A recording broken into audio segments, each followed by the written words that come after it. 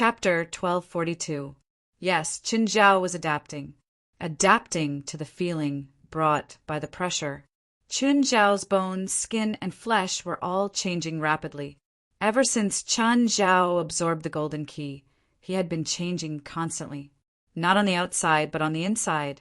Sometimes, Qin Zhao even doubted if he was still human inside. Of course, Qin Zhao did a checkup too. The results from the blood sample and DNA analysis were satisfactory. At least Qin Zhao still retained his human characteristics. Many demons had the ability to quickly adapt to the environment. However, this ability of a demon was mostly obtained through changing their form. A thought suddenly popped up in Qin Zhao's mind. It was a completely groundless thought. It was like something he should have known. The ability to adjust the strength of the pressure. He could fill his skin with magic and obtain stronger resistance to pressure. Qin Zhao thought of a possibility. His body's ability to adapt to pressure had evolved to the extreme. Therefore, he could no longer evolve through transformation, so he changed to another method. That was to provide a better solution through knowledge. Every species had an upper limit to their abilities, also known as the ceiling. For example, the world records of athletes were actually the ceiling. Under normal circumstances, humans couldn't compete with carnivorous animals in speed, strength, or reaction time. But in some situations, humans could do it. It was through skills. Actually, using tools and inventing machines were also a type of skill. Of course, Qin Zhao didn't walk the path of technology. This knowledge seemed to be innate. Qin Zhao completely understood and grasped this knowledge. Qin Zhao tried to send magic into his skin. This was very complicated, but Qin Zhao could do it easily, as if he had muscle memory. "Can you continue?" the handsome guy asked. "Yes, just a bit more." Qin Zhao felt that he still had plenty of magic. This skin resistance skill didn't seem to have reached its limit.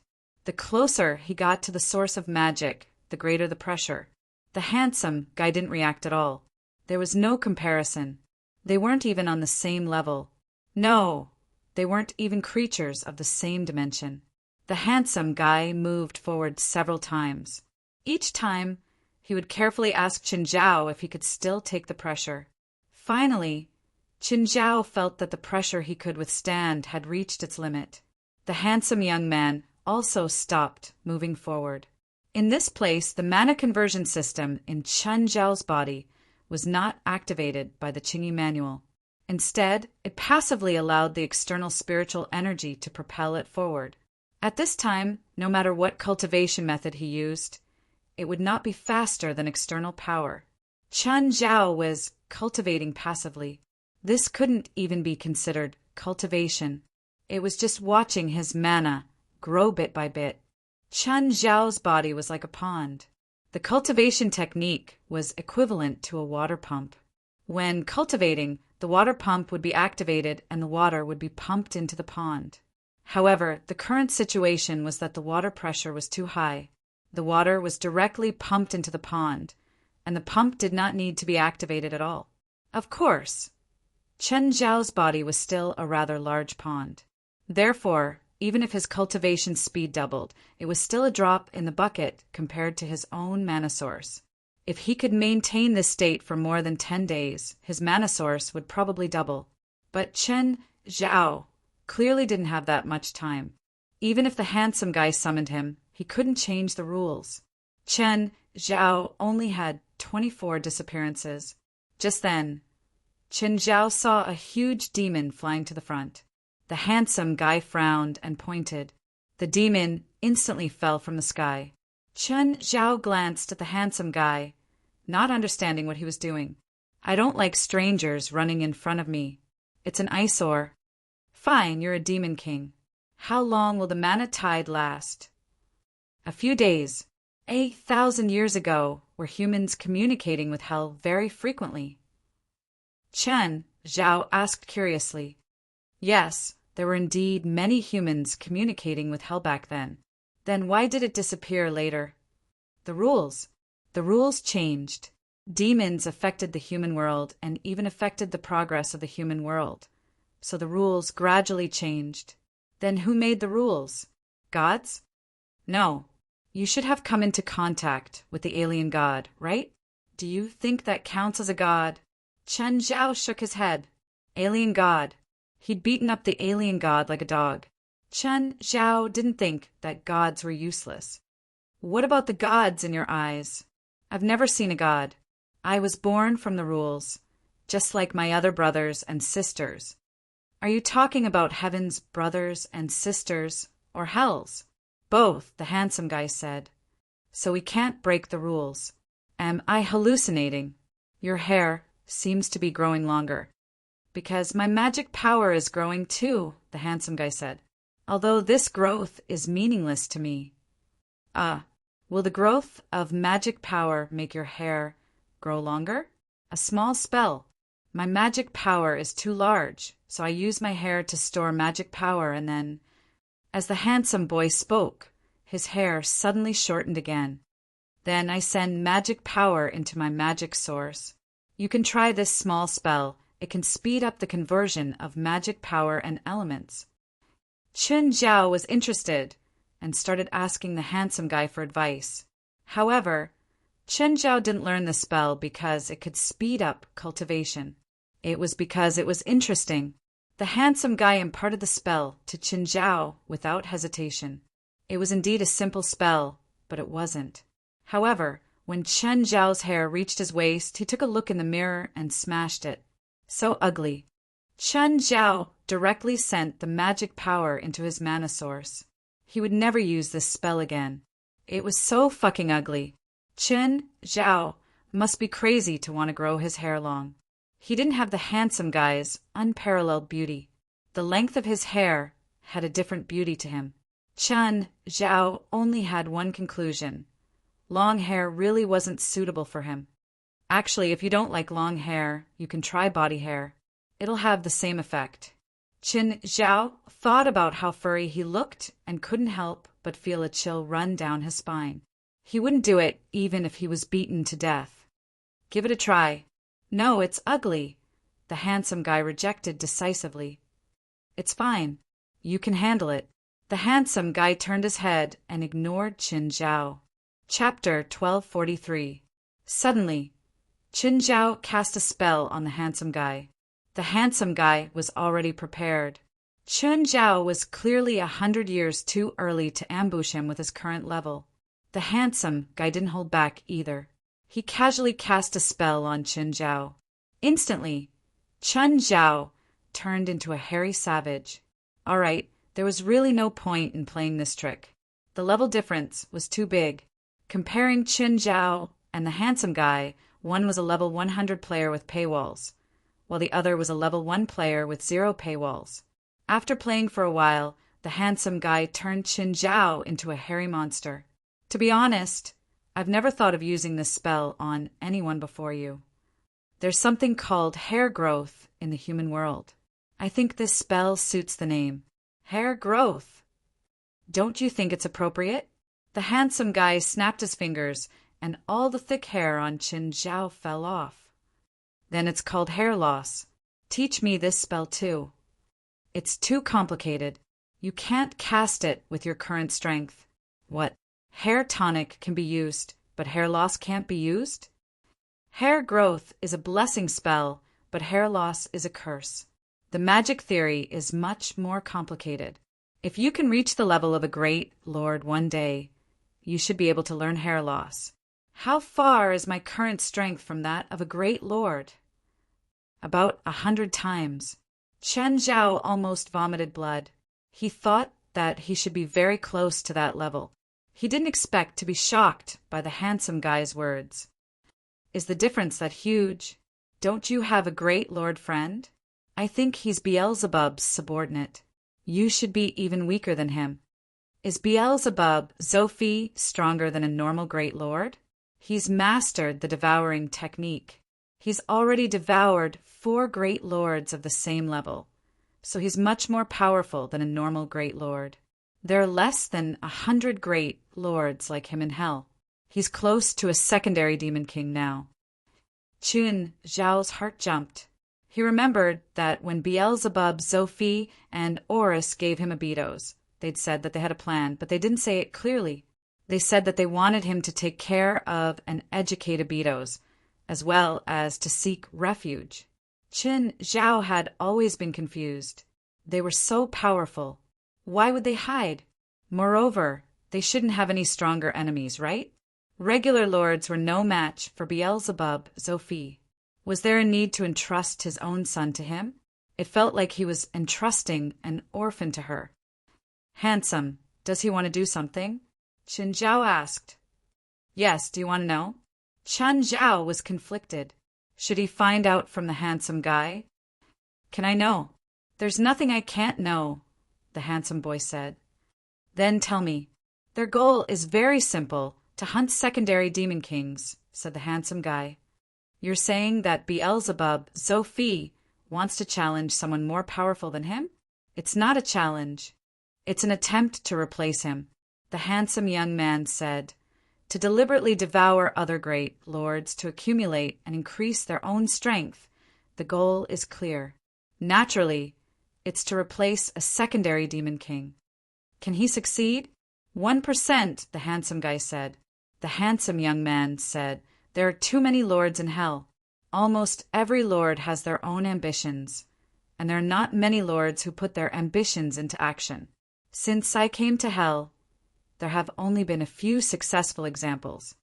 Is the success rate that low? Although a secondary demon king isn't a true demon king, I personally conferred the title. Without the right, I won't confer the title. Therefore, a secondary demon king is already very powerful. To be conferred the title of a secondary demon king, a new one can only be appointed after a secondary demon king dies of old age. However, in the past few thousand years, no secondary demon king will die of old age. Therefore, the ambitious great lords naturally won't be willing to wait for a few thousand years. They'll personally kill the weaker secondary demon kings. What do you mean by weaker? Even the weakest secondary demon king is still 10 times stronger than your friend. Didn't you say that he's very close to becoming a secondary demon king? Yes, he's indeed very close.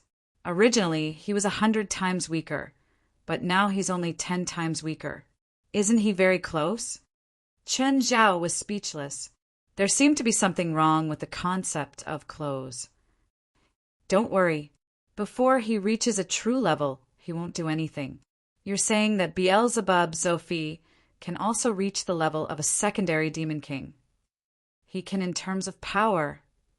Then, other than power, what's the difference? Secondary demon king. Why do you think he's a demon king? I don't know. As long as you have the title of demon king, no matter if you're a secondary demon king or a demon king, you'll have subordinates. The more subordinates you have, the stronger the demon king will be. But didn't you say that you don't have subordinates? You're not the strongest. I'm different from the other 6 great demon kings. We don't need to take the initiative to increase the number of subordinates, because all the demons are our descendants. All the demon kings and secondary demon kings are our subordinates. Is it like the demonic domain that the enemy I met a few days ago, Kensmosa? More or less the same, but you can't compare it like that. It's almost the same, but it can't be compared like this. The demon domain that relies on opportunistic methods to obtain itself is incomplete, and it's a one-sided enslavement. On the other hand, being a subordinate is a win-win situation. If the subordinate is strong, then the bloodline of the subordinate's descendants will also be strong. If one day one of them is weak, the strength of the other will not fall because of it. This subordination relationship is protected by the rules. If one day the strength of the subordinate's descendants reaches the secondary demon king level, then they will leave their original subordination and become someone else's subordinate. What about me? Am I Beelzebub, Zophie's subordinate? Your right arm is, but it doesn't belong to him. It belongs to the king of gluttony. He's a great lord, so he doesn't have the power or ability to have subordinates. When you reach the level of a secondary demon king in the future, I can help you squeeze out a spot for a secondary demon king. Then You can leave Beelzebub. Forget it. Qin Zhao shook his head. Is there anything I can help Beelzebub Sophie with? Chapter 1244. How many secondary demon kings are there? 99, the handsome guy said. That many? Of course. In hell, including me, there are 7 major demon kings, 21 demon kings, and 99 secondary demon kings. In the past 100,000 years, there have been 12 secondary demon kings and 1 demon king. Do you decide on demon kings and secondary demon kings? I don't have to decide on demon kings. Secondary demon kings that can challenge demon kings can naturally be replaced. Can demon kings challenge major demon kings? Theoretically, yes, but it's also impossible. At least, there's no record of any demon king challenging major demon kings. To Chen Zhao, the things that the handsome guy was talking about were too far away from him. He was more concerned about Beelzebub, Sophie's safety, because he was a friend. It was that simple. Oh, did you bring the demon god pillar? No. You can bring the demon god pillar next time. I will help you find a suitable demon and seal it in the demon god pillar to be used as your familiar. Qin Zhao's heart jumped. The demon god pillar in Mirror Lake was still empty. Qin Zhao had always wanted to find a suitable demon to be his familiar. Agar's was not bad, but she wasn't actually very strong. She wasn't even as strong as Abito's, so it was meaningless to bring her to his doorstep. I want a demon that can protect my territory, Chen Zhao said. It'd be best if it's easy to control and not untamed. Next time you come to hell, I'll help you find one. Qin Zhao stayed in hell for a full 24 hours. His magic power increased by 1/10. It wasn't much, but it wasn't a small amount either. These 24 hours were probably equivalent to half a year of normal cultivation. Chen Zhao knew his current level and how difficult it was to double his magic power. Chen Zhao returned to the human world and saw 2 missed calls. They were from West. Hey, guild leader, there's a man called Inro. He says he wants to meet with you. That liar. Chen Zhao rubbed his forehead. Earlier, Sharon had asked him to teach Inro a lesson for her. Qin Zhao hadn't agreed. This had nothing to do with him. Plus, he'd help Sharon record Inro's dirty plans. He'd already done his best. Chen Zhao was too lazy to be a busybody. This couldn't even be considered as acting bravely for a just cause. Shalon was a cop herself, and she had the skills to deal with a liar. Therefore, Chen Zhao didn't feel the need to be nosy.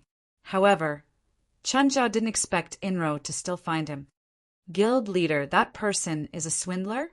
What did he lie about? He's a con man who takes women's money, Chen Zhao said calmly. Guild leader, how do you know such a person? West's tone was filled with obvious disgust. A suicidal idiot, Chen Zhao said. Where did he ask to meet me? Bar 551, Richard Street. Richard Main Street?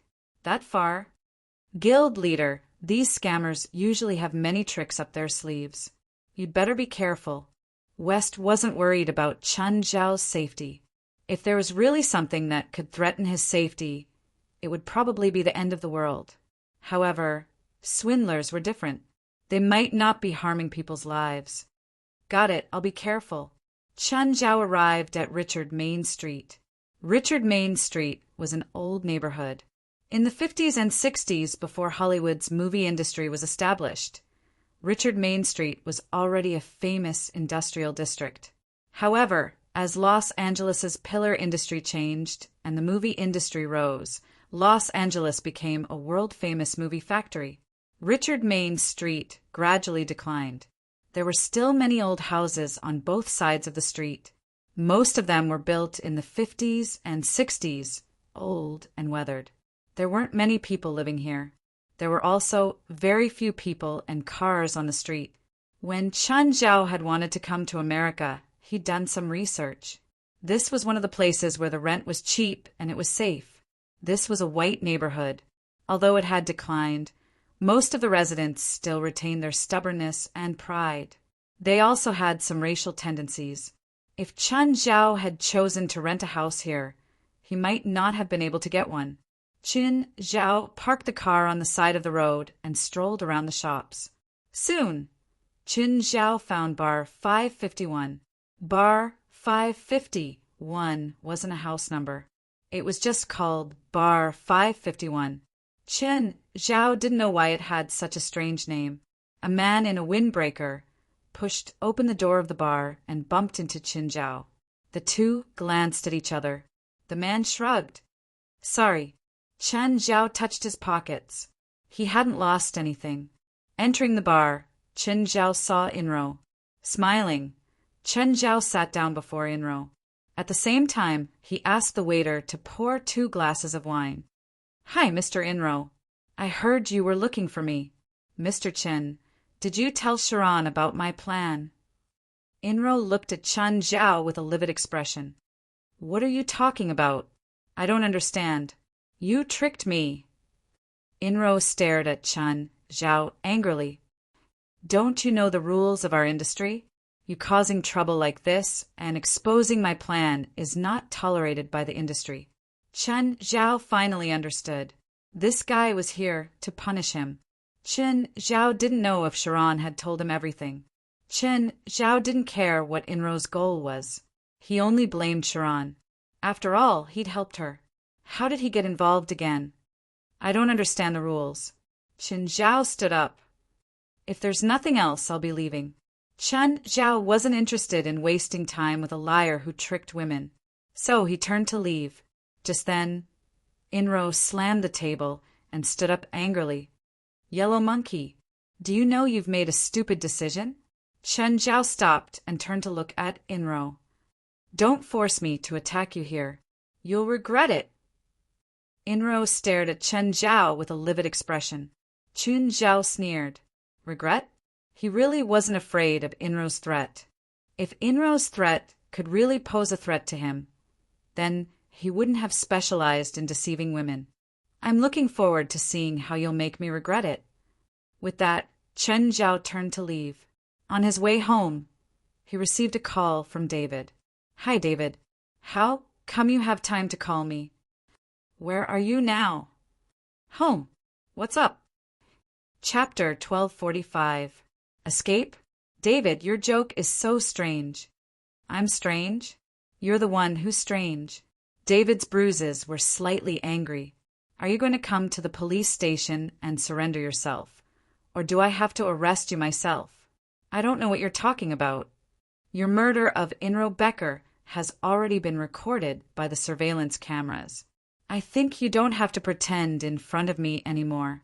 Wait, kill Inro Beck? Chen Zhao was dumbfounded. What kind of nonsense was this? When did he kill that liar? David, say it clearly. I don't care what you want to say. Anyway, come to the police station immediately. If you're sentenced, your sentence will be reduced. Chen Zhao didn't know whether to laugh or cry. What was going on? But he couldn't explain it now. He could only go to the police station and figure things out first. When Chen Zhao parked the car in front of the police station, Sharon was already there, staring at him. You did this for me? Weird. Chen Zhao rolled his eyes and entered the police station without looking back. Seeing Chen Zhao, David handcuffed him right away. Chen Zhao looked at the handcuffs. It wasn't the first time he'd put them on. Last time, it was Sharon who'd done it for him. Chen Zhao didn't think that David would do it himself this time. Is it necessary? Chen Zhao looked at David helplessly. Follow me. David brought Chen Zhao to the interrogation room and closed the door. Chen, why did you kill that person? David, I didn't kill anyone. At least, I didn't kill anyone today. Where were you at exactly 4 in the afternoon? Chen Zhao didn't really remember the time. After thinking, he said, either at 551 bar or in the car. But the surveillance camera at the entrance of 551 bar recorded the entire process of you killing Inro Becker. You even dragged Inro Becker's body into a van.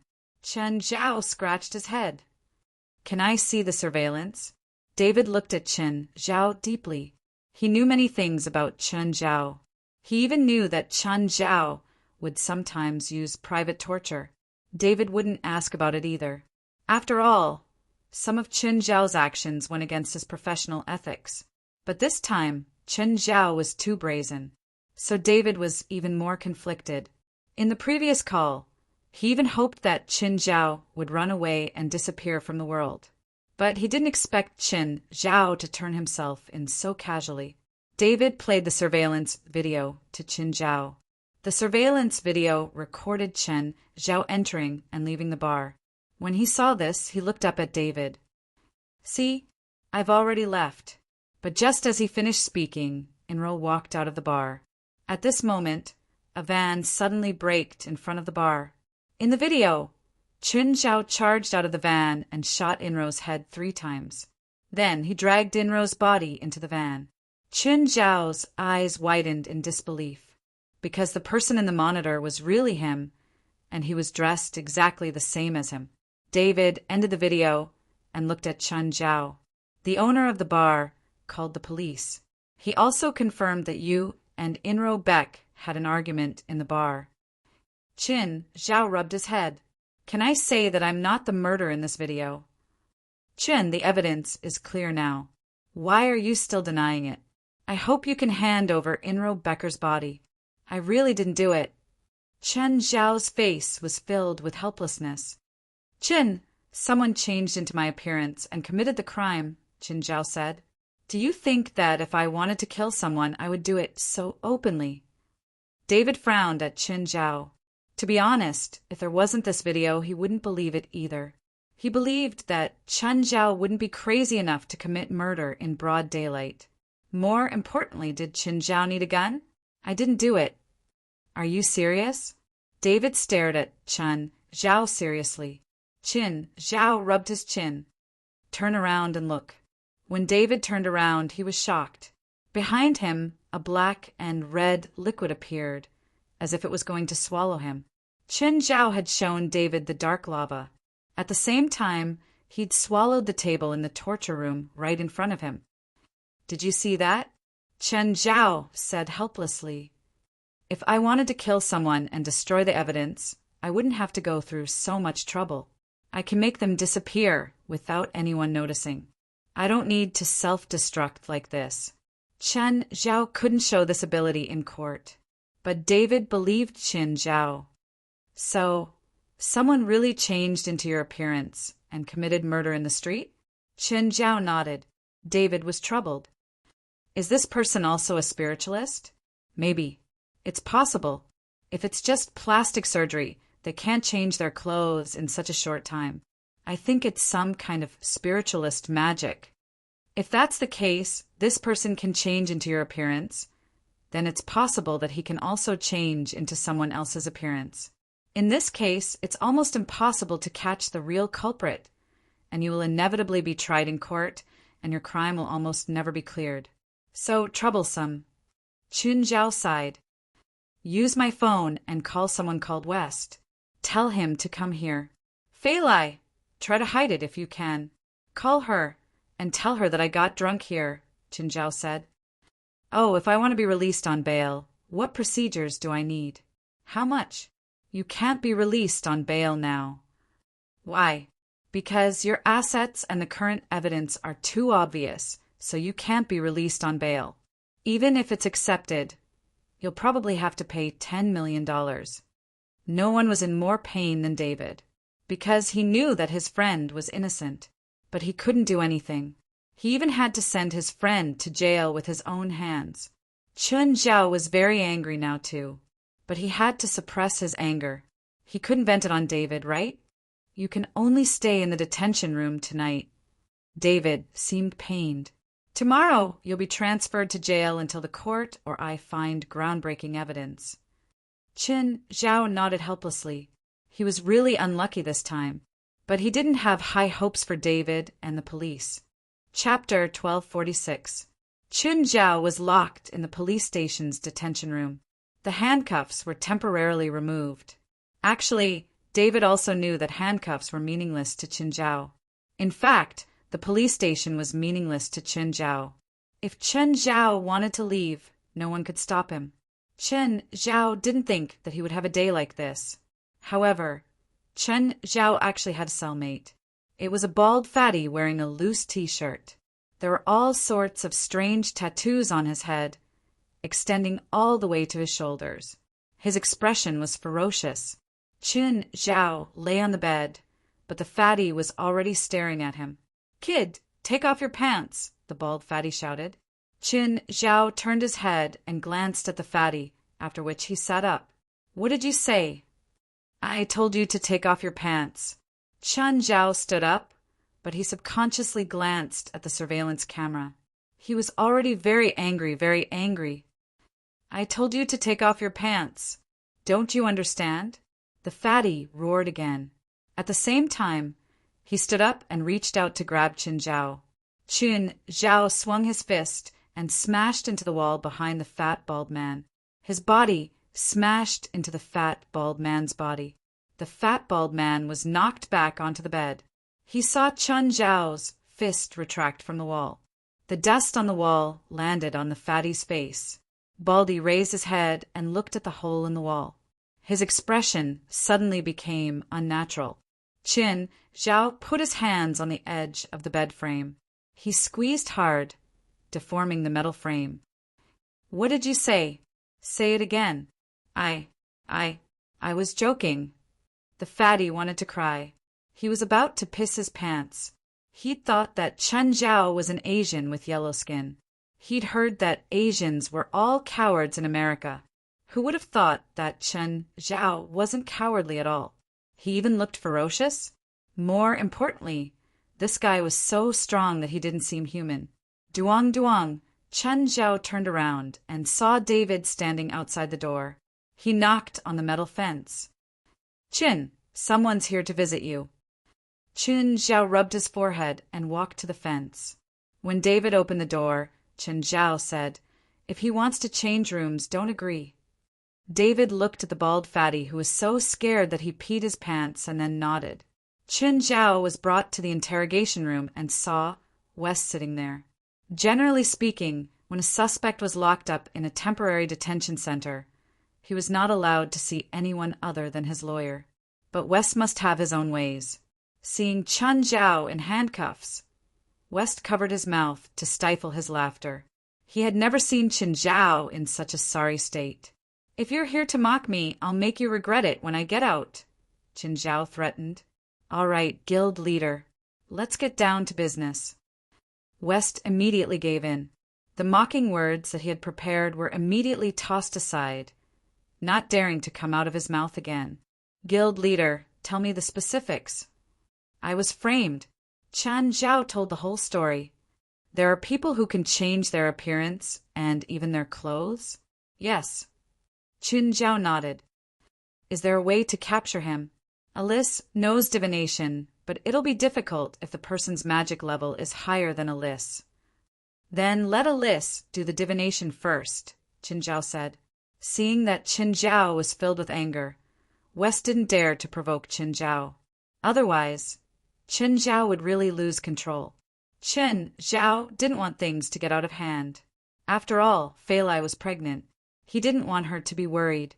"Tomorrow, call Fei Lai and tell her that I'm going on a secret mission." "Okay." Chen Zhao stood up and walked out of the interrogation room. David was waiting for him at the door. He wasn't eavesdropping at the door. Instead, he was helping Chen Zhao watch and make sure that other police officers wouldn't come. "Are you done?" "Yes." Chen Zhao nodded. David brought Chen Zhao back to the detention room. "Can your friend help you find the person?" "I hope so." To be honest, Chen Zhao's thoughts were all over the place. If he really couldn't find the person, what should he do? Run away? Then his 1 year of hard work would go down the drain. Or accept the punishment of the law. Or go to jail for 8 to 10 years. Either way, Chen Zhao couldn't accept it. Indeed, he had to find the culprit. Chen Zhao returned to his detention room with a dark expression. Seeing the trembling bald fatty, a cruel smile appeared on Chen Zhao's face. "I'm warning you, don't do anything stupid. I know a gang." The bald fatty stared at Chen Zhao in fear. You're right. Are you gay? No, no. Then what do you want me to do by taking off my pants? I just want to tease you. Chen Zhao couldn't understand this kind of bad taste. You like people taking off their pants? Fine, then take off your pants. What are you doing? The fatty covered his butt and stared at Chen Zhao in terror. Are you going to take it off yourself, or do I have to help you? Chen Zhao looked at the fatty. To be honest, he wasn't really interested in the fatty's naked body. However, the fatty had provoked him first. If Chen Zhao didn't fight back, the fatty would really look down on him. I'm not doing anything. I just like to see naked bodies. When Chen Zhao said this, even he felt like vomiting. I'll sue you. I'll sue you for bodily harm. The fatty didn't think that one day he'd have to use the law to protect himself. Chen Zhao looked around and then dismantled the fatty's bed frame. He held an iron rod in his hand. When I take off your clothes and pants, there'll be one more of this in your dick. Do you believe me? No, no. The fatty felt as wronged as a wife who'd just met a hooligan. He didn't know that Chen Zhao was so fierce. In the end, under Chen Zhao's coercion, the fatty took off his clothes and pants. Just leave your underwear. So fucking disgusting. Chen Zhao couldn't bear to watch anymore. He lay back on his bed and turned his back. However, he tossed and turned, unable to fall asleep. Chen Zhao turned around and glanced at the fatty. At the moment, the fatty was curled up on his bed. Because of Chen Zhao's violent actions, his bed had already collapsed. Hey, what's your name? The fatty looked up at Chen Zhao. He didn't really want to speak. But after some thought, considering Chen Zhao's combat power, he still spoke. Morocco Bic, what crime did you commit? Chapter 1247. Morocco Piccolo would be sent to prison tomorrow, just like him. Just the thought of going to jail gave him a headache. Go to jail, stay in jail. Chen Zhao was getting more and more anxious. Morocco curled up in the corner. He felt that Chen Zhao's gaze was a bit scary. Even the air in the detention room became oppressive. Morocco curled up like that for the whole night. Chen Zhao didn't sleep for the entire night. He just sat on the bed. The next day, Chen Zhao and Morocco were sent to the escort vehicle, to a prison in the suburbs. Chen Zhao's hands and feet were shackled. According to the prison rules of the United States, when transferring prisoners, murderers were required to wear leg cuffs. So, Chen Zhao was honored to put on the shackles. Morocco glanced at Chen Zhao, who was in the same car as him. He secretly prayed that he wouldn't be in the same cell as Chen Zhao again. Otherwise, he would be in big trouble. After arriving at the prison, Chen Zhao was finally unshackled. He changed into an orange prison uniform. Then he was sent to his cell. Coincidentally, when Morocco saw Chen Zhao walk into the prison, he looked like he was about to cry. Hi, Morocco, we meet again. Hee, what a coincidence. Morocco felt like crying. Thankfully, he wasn't as irritable as he was in the detention center. At least when Morocco didn't provoke him, Chen Zhao couldn't be bothered to vent his anger on him. How long is the sentence for intentional homicide in Morocco?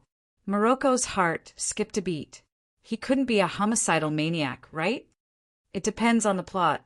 It's shooting someone in the head in the middle of the street. At least 10 years. Hearing Morocco's answer, Chen Zhao started thinking about how to escape. How troublesome. At this moment, the ringing of a bell came from outside the cell. What's that sound? When Morocco heard this, he relaxed and explained, It's lunchtime. At this moment, the electronic door opened with a click. Chen Zhao and Morocco walked out of the cell. The prison canteen was a hodgepodge. There were all kinds of people. Of course, Chen Zhao was also one of the various types of people. Chen Zhao carried a plate. The prisoner in charge of carrying the food looked up at him.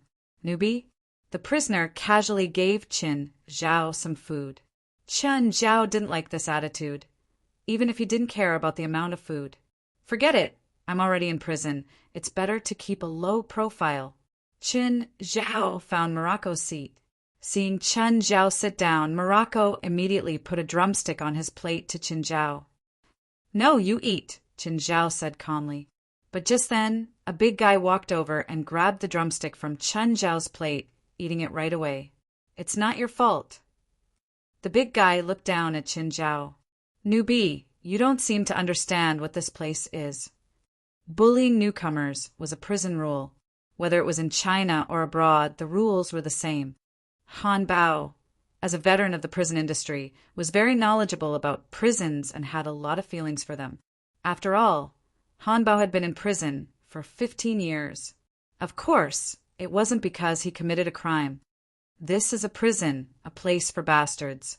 Haha, you also know that it's a place for assholes, so you should know that I'm an asshole. The big guy patted Chen Zhao's head lightly. "Pa!" Chen Zhao had already smashed the plate into the big guy's face. All the prisoners looked at Chen Zhao. However, no one was surprised by this. In this place, there would be a fight almost every day. Even the prison guards weren't surprised. So, they didn't care about the fights. Of course, if someone hit too hard, they'd be locked up. The big guy climbed up and wiped the food off his face. His expression was ferocious. "Bastard, I'm going to kill you." With that, the big guy pounced at Chen Zhao. Chen Zhao reached out and grabbed the guy's chest, slamming him heavily onto the ground. Bang! The entire cafeteria could hear the sound of the big guy's intimate contact with the ground. "I forgot to tell you," Chen Zhao said with a faint smile. "I'm also very knowledgeable about killing. Maybe we can discuss it." The big guy reached out to scratch Chen Zhao, but his limbs couldn't reach Chen Zhao. Suddenly, someone hit the back of Chen Zhao's head hard. Chen Zhao turned around and saw a black man hitting him.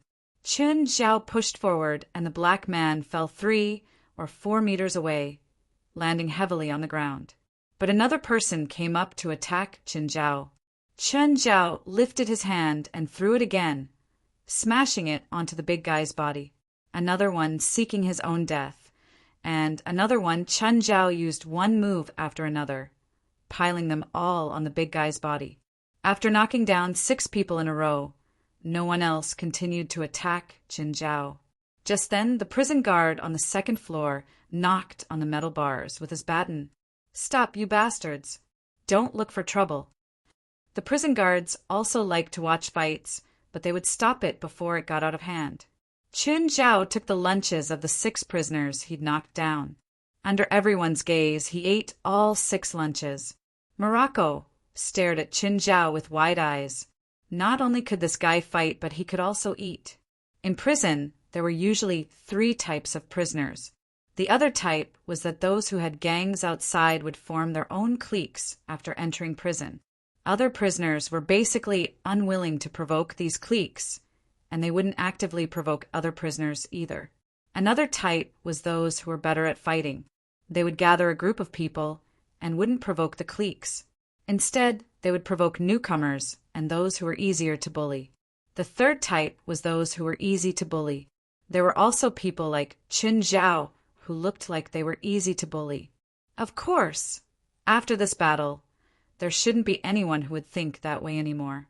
Although a prisoner like the big guy had been taught a lesson by Chen Zhao, this was too common in prison. However, this kind of thing was too common in prison, and it was always bullying. There wasn't any life or death feud. After this, they might not become friends, but they wouldn't become enemies either. Just like in the movies, after being beaten up, you would stab someone with a knife. This would never happen in real life. Prisoners weren't stupid either. They wouldn't seek death. In prison, there weren't many prisoners who would want to take their opponent down with them just because they'd been beaten up. Chen Zhao suddenly slapped his head. He could have been released for medical treatment. He should have been beaten up by these bastards and then released for medical treatment. Morocco, who was sitting opposite Chen Zhao, was shocked. He didn't know why Chen Zhao had such a sudden reaction. Chen Zhao looked at the big guy and the others with a bitter expression. Seeing Chen Zhao's gaze, the big guy and the others couldn't help but shiver. Chapter 1248. Lingam, you're really something. Inro patted his partner's shoulder. That yellow-skinned monkey must be regretting it now. Never in his wildest dreams would he think that he'd end up in jail for no reason. Lingam crossed his legs and drank his whiskey nonchalantly. He'd worked with Inro many times. Inro knew his abilities. Of course, it was more like hiring than working together. Each time, Inro would pay him tens of thousands to hundreds of thousands of dollars. Here's your check for this trip. Lingam glanced at the check and pocketed it. Suddenly, Lingam's brows twitched as a very bad feeling crept into his heart. Lingam stood up abruptly. Someone's trying to find my location. What do you mean? Inro wasn't a spiritualist, so he didn't really understand. Lingam's special bloodline allowed him to change into someone else's appearance after coming into contact with them. This ability was almost unsolvable for ordinary people. But for spiritualists, there were ways such as divination. However, Lingam had telepathy. If someone used divination to find his location, he'd immediately sense it. Divination could indeed lock onto a person's location to a large extent, but it could only lock onto a temporary location. It couldn't be tracked, so Lingam only needed to change his location and the person would miss him. Let's leave immediately, Lingam said. Do we have to leave now? Yes, we have to. Inro hurriedly packed his things and left the rental house with Lingam. 20 minutes after they left, West, Alice, and Klaus came in. Where is he? Did he run away? Klaus kept his hands behind his back. He looked around the rental house to make sure there was no one. Is it a coincidence? Or did he notice that we're following him? Call Alice first and ask her if she can divine it again. Mr. West, don't touch that first. We can find fingerprints on it. What's the use of fingerprints? West asked, confused. That person can change his face, but his fingerprints might not be the same. I need to confirm if his fingerprints are in the government's archives. If they are, I might be able to find his various records, including his real identity and what kind of car he has now. What's the point of knowing what car he's using now? We don't know where he is, so it's pointless. Mr. West, don't you know that surveillance cameras can automatically identify license plates? Lingam's hair stood on end again. Not again. Damn it, who's divining me? Lingam didn't feel good at all. To be able to divine him continuously. It was very likely that the other party was a spiritualist stronger than him, or even a witch. Lingam himself was a spiritualist, but he did not know much about the supernatural world. Most of the people he came into contact with were the elders of the family. His family elders had always warned him not to have any conflict with witches. Their family was not a powerful spiritualist family. If he encountered a witch who was extremely aggressive, then he would hide and escape as much as he could. Never think of provoking a witch. If she was divined 3 times in a row in a short period of time, then she was most likely a witch. Generally speaking, wizards did not have such powerful magic power. Inro, drive in another direction, Lingam said to Inro, who was driving. Lingam, what's going on? Someone's using magic to track us, Lingam said. Inro was shocked. You mean there's someone else with special abilities besides you? You think I'm unique in this world? Lingam looked at Inro as if he was an idiot. What do we do now? It's okay. As long as we keep changing locations, that person won't be able to find us. Then if he keeps using magic to track us, we won't even be able to stop, right? He can't keep using magic to track us. At most 3 or 4 times. As soon as Lingam finished, the feeling came again. Damn it, it's only been a while and it's here again. Lingam told Inro to change directions again. But not long after, Lingam felt it again. Bastard, who's looking for me? What does he want? Isn't he tired of using divination so recklessly? Bastard, he changed locations again. This guy can sense my divination? Alice said in surprise. Can't you determine his location? Gaia asked. He seems to be constantly moving. Every time I finish divination, he'll change directions. What should we do? It's okay. He has to stop eventually. I'll just keep doing it. You keep using divination. Can your magic power hold up? He's very weak. I can do it for the whole night. The mana cost of divination was related to the target's mana. If the target's mana was 1, then the cost would be 1 too. If it was 10, then the cost would be 10 too. Alice estimated her own mana cost. The person's mana should be less than 30. This was even lower than the lowest mana of the supernatural organization's members before Qin Zhao's era. Now, Alyssa's mana was as high as 350. It consumed less than 30 points of magic power each time, which was no problem for Alice. Basically, she could use divination every 10 minutes to recover her mana. Therefore, she could use divination infinitely. Of course, except when she was eating, sleeping, or going to the toilet. Alice worked especially hard too. After all, she was an early member and her magic was special. Alice wasn't a combat witch, although she could attack. She wasn't a support type witch either. She was a functional witch. Sealing, divination, and prediction spells were her forte. At the same time, she belonged to the magic encyclopedia.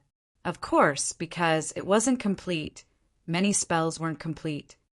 He changed directions again. He seems to be leaving the city. He's on Route 122 now. Route 122? That road should lead to Compton, Gaia said, holding the map. You said that he'll change directions every time you do divination, right? Yes, Gaia analyzed.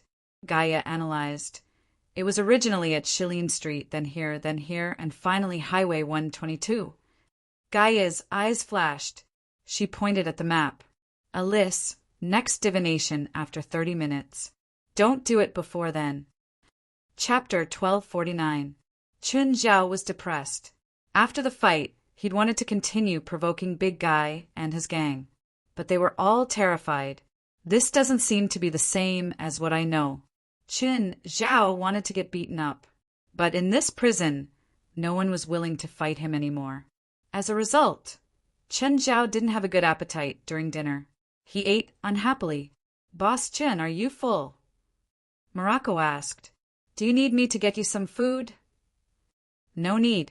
Qin Zhao was very unhappy.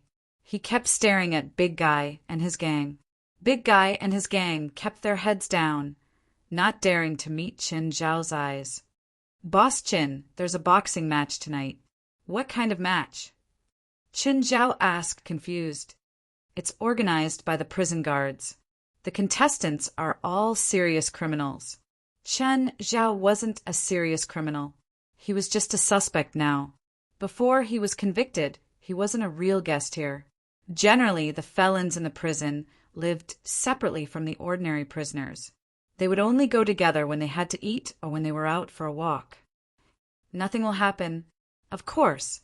Every year, a few people die on the stage, Morocco said. But so what? Yeah, so what? Even in a country with relatively complete laws like America, there are still many dark people. But the prison guards can't force you to participate in this match, right?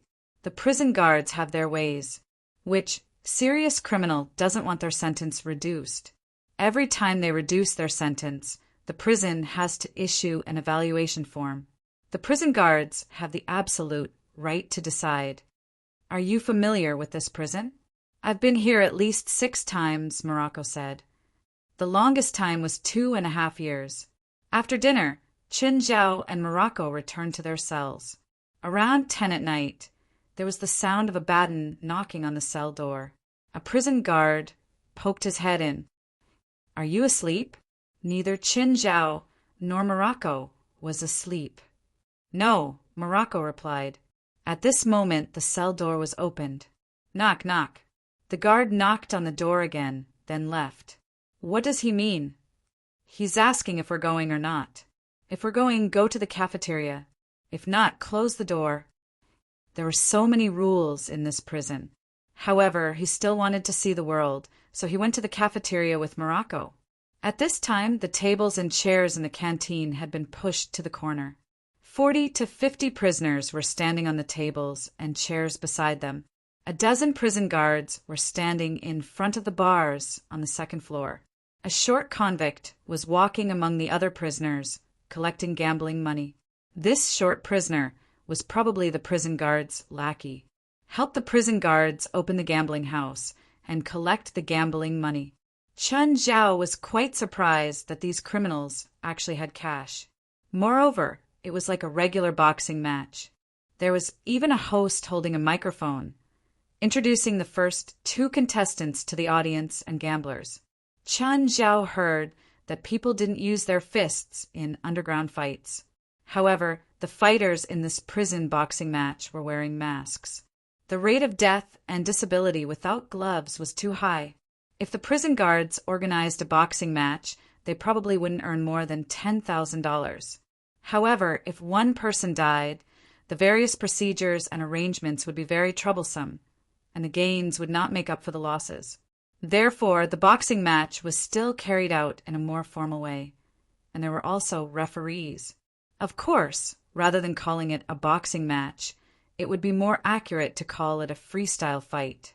Most of the rules were also freestyle fights. Apart from not stabbing the eyes or attacking the lower body, all attacks were allowed. Chen Zhao had thought that he would be able to see a bloody fight, but he was still somewhat disappointed. The fight to the death, like in movies and TV dramas, did not appear. Of course, it might also be because there weren't many benefits. "Boss Chin, do you want to buy some to play?" the short convict asked Chen Zhao. "I don't have money." Chen Zhao had everything in his spatial ring except cash. "Boss Chin, I do." "Where did you get the money?" Chen Zhao saw Morocco take out a stack of money. It was at least $1,000. Chen Zhao had heard from Morocco that he had robbed a convenience store for a few $100s and even injured an employee. How could he have more than $1,000 now? Chen Zhao found it unbelievable. "I'm here to help someone bring goods." Chen Zhao was stunned. This guy was helping someone bring drugs into prison? However, Chen Zhao couldn't be bothered with Morocco. Morocco wasn't anyone to him. They weren't even friends. "How did you bring it in?" Chen Zhao asked curiously. But Morocco bet $100 for Chen Zhao and also bought $100 for himself. "How much can you earn each time you bring goods?" $10,000. Chen Zhao was speechless. He had to bring at least $50,000 worth of goods to get $10,000 in shipping fees, right? Chen Zhao wasn't in this business, but he still knew about the prices of these black industries. After all, Chen Zhao would occasionally buy goods from them. Morocco had to stuff at least 2,000 pills in his, but the match began. The two fighters in the ring were both death row convicts. When Chen Zhao heard their information, he wanted to kill the two death row criminals. The fight in the ring was very intense. They almost gave up on defense and used fierce attacks to hurt each other. To be honest, Chen Zhao had probably killed more people than everyone else here combined. However, Chen Zhao really couldn't see what was so interesting about this fist-to-flesh fight. The surrounding convicts, including Morocco, were all roaring hysterically, as if they were influenced by the fight in the ring. This match used the rule of one round to the end. There were no breaks in the middle. After 10 minutes of intense fighting, one of them fell to the ground, his face covered in blood. The winner raised his hands and roared at the people around him. Only Chen Zhao watched the match expressionlessly. The surrounding audience also cheered in unison. The winner looked around and suddenly saw Chen Zhao, who was facing everything coldly. The winner pointed at Chen Zhao with his gloves and made a provocative gesture. Everyone looked at Chen Zhao. What does he mean? Boss Chin, he's challenging you. Oh, so I can fight in the ring? Of course. Anyone is welcome to fight in the ring. Chen Zhao walked to the bottom of the ring and jumped onto it. The host introduced Chen Zhao cooperatively. He also told them about Chen Zhao's achievement of defeating 6 people this afternoon. Chapter 1250. Chen Zhao suddenly looked up because he smelled magic in the air. It was very faint, but it couldn't escape Chen Zhao's senses. looking at the excited prisoners and prison guards around him. Chen Zhao was sure that someone was using magic here. He didn't know what the purpose was. Poof! Just as Chen Zhao was distracted, a fist punched his face. He didn't feel any pain, but to Chen Zhao, this was a great humiliation. Chen Zhao punched back and knocked the person to the ground. The scene quieted down immediately. No one expected the competition to end so suddenly. Chen Zhao looked around again, but didn't see anyone suspicious. Whatever, it had nothing to do with him. Chen Zhao couldn't be bothered to ask. Plus, he was a prisoner now. What right did he have to care who was doing what? At the moment, Inro and Lingam were on their way out of the city.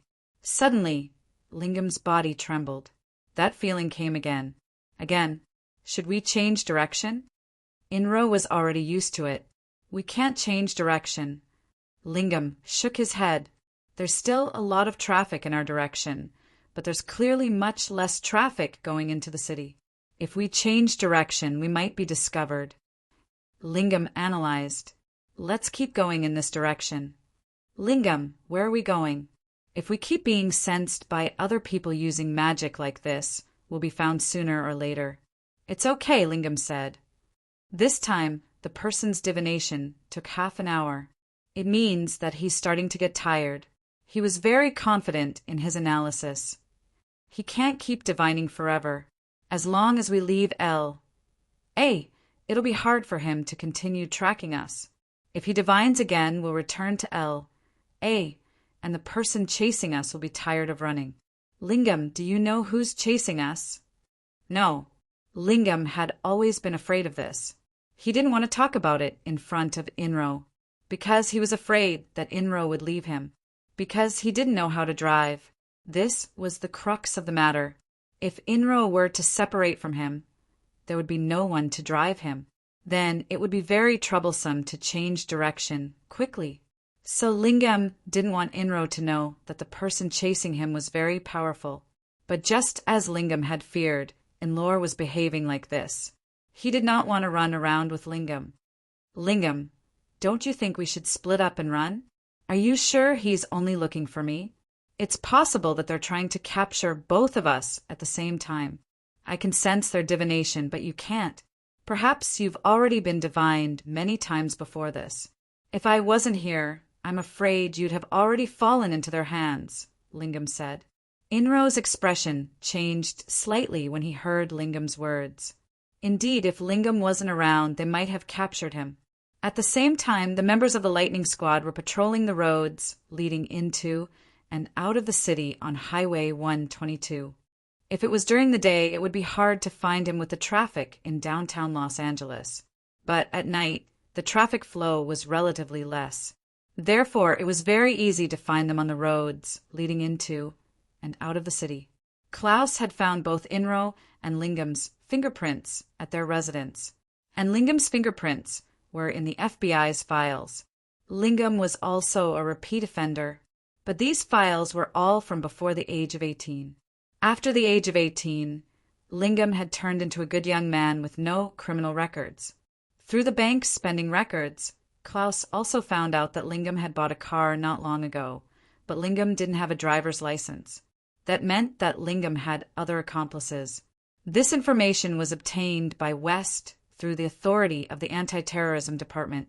Zella, there's a car 5 kilometers ahead of you. It looks like the car we're tracking. Chase after it and take a look. Also, don't approach recklessly. We're not sure if the other party is an attack-type spiritualist or some other type. Don't take the risk. Okay, got it, Zella replied. Klaus had obtained the real-time monitoring authority of the highway system. He had been in charge of monitoring and commanding. There's a car behind us. Inro saw the headlights behind them. Lingam's expression changed slightly. Just then, his body once again felt the divination of his pursuer. Turn into the woods at the junction ahead. Inro immediately turned when he reached the junction, but they suspected that it was the car following them, so they also turned into the forest path. This time, they finally confirmed that the car behind them was really following them. What do we do now? Keep driving, Lingam said. We're running out of gas. Why didn't you say so earlier? Lingam grumbled. Do I even need to say it? We've been driving for 5 or 6 hours. Inro also had some complaints in his heart. He felt that this had nothing to do with him. It was all Lingam's trouble. Not long after, the car completely ran out of gas and stopped. Inro and Lingam immediately took out their pistols. Although they were both scammers, they always carried guns with them for self-defense. Zella, who was in the car behind, saw Inro and Lingam get out of the car in front and the pistols in their hands. He instantly felt that it was ridiculous. They were actually using guns in front of him. If they were using magic, he might be afraid, but they were actually using guns. Gaia, where are you now? I've already found them. Their car seems to have run out of gas. They seem to be resisting and have guns in their hands. Zella also had guns in his car, but he didn't plan to use them. After all, they were trying their best to capture them alive, not kill them. At this moment, Inro and Lingam were also unsure. They had almost never used guns. The two of them slowly approached Zella's car with guns raised. Get out of the car now. Now. Zella got out of the car. He raised his hands and smiled at Inro and Lingam. Who are you? Why are you following us? Zella looked at the two with calm eyes. Why are we following you? Well, you should know what you've done. I don't care who you are. Get on the ground now. Now hurry up. The two planned to snatch Zella's car and then leave. Unfortunately, Zella still stood there with his hands raised. I advise you to put down your guns. Chapter 1251. Don't waste time with him. Get in the car. Inro pushed Zella away. Zella didn't use any strength and let Inro push him away. As soon as they got in the car, they realized that Zella had a gun. Not a small pistol like theirs, but a machine gun. Why isn't he fighting back? He's definitely out of bullets. Yes, for clips. The two looked at Zella, who was standing outside the car. Their expressions were a bit unnatural. But Zella's smile was very natural, and he kept smiling. Lingam suddenly got out of the car and pointed his gun at Zella. Why aren't you fighting back? Kid, you obviously don't know what you're facing. Zella still had that smile, but his smile made Lingam's hair stand on end. Lingam, let's go. Don't waste time. Suddenly, the dark forest path was suddenly enveloped by a red light. Lingam and Inro looked up at the sky at the same time. Then they saw a ball of fire fall from the sky. Inro scrambled down from the car. Boom! The fire fell on the roof of the car. Zella took 2 steps back and fanned the heat. Lingam and Inro were hit by the heat and fell to the ground. They felt like their bodies were about to fall apart. When they turned around, they saw a tall woman standing on the roof of the car with flames all over her body. This woman was like the legendary goddess of war, looking down on all beings in the flames. Gaia, it took me a lot of effort to modify this car. Gaia shrugged. The landing failed. I've been practicing landing in human form recently and couldn't do it accurately. Lingam stood up with difficulty and looked at Gaia in fear. He turned around and ran into the forest. Not chasing. He's running in the direction that Helith is coming from. I think we should stop him. Helith respects the chairman the most. Are you sure Helith won't kill this guy? Helith knows what she's doing. Inro twisted his butt and tried to sneak away. Suddenly, a great sword fell in front of Inro. If you want to lose a limb, keep crawling. Gaia looked down at Inro. Extremely tragic screams came from the forest. Inro was startled. It was Lingam's voice. Then he saw Lingam running away frantically. Inro saw the look on Lingam's face. It was obvious that he had encountered something even more terrifying in the woods. Not long after, Helios walked out of the forest. Gaia, can I kill him? If we kill him, Chen won't be able to come out. All right, we'll wait for the guild leader to come out before we kill him. Harold compromised. Who the hell are you people? How much do you want? I can give you however much you want. $100,000 US? No. $500,000. Boss Chin, you're amazing. The man you just beat up was a professional boxer before he went to prison. Professional boxer? Even if the boxing champion came, he would still be defeated. Is that guy famous? Boss Chin, don't you see the news? That guy is a very famous boxer. What crime did he commit to get in here? He raped his own daughter. Fuck, I should have killed him just now. That kind of scum. I hope he can meet White Nightmare. What White Nightmare? Chen Zhao asked curiously. Chen Zhao had seen nightmares before, but he had never heard of a white nightmare. Norma had the bloodline of nightmares. She could turn her soul into a nightmare. I haven't seen it either, but in this prison there is a legend about the white nightmare nightmares. It is said that the white nightmare nightmares will enter the prisoners' cells and kill them. Every time someone dies in the prison, someone will say that the white nightmare nightmares did it.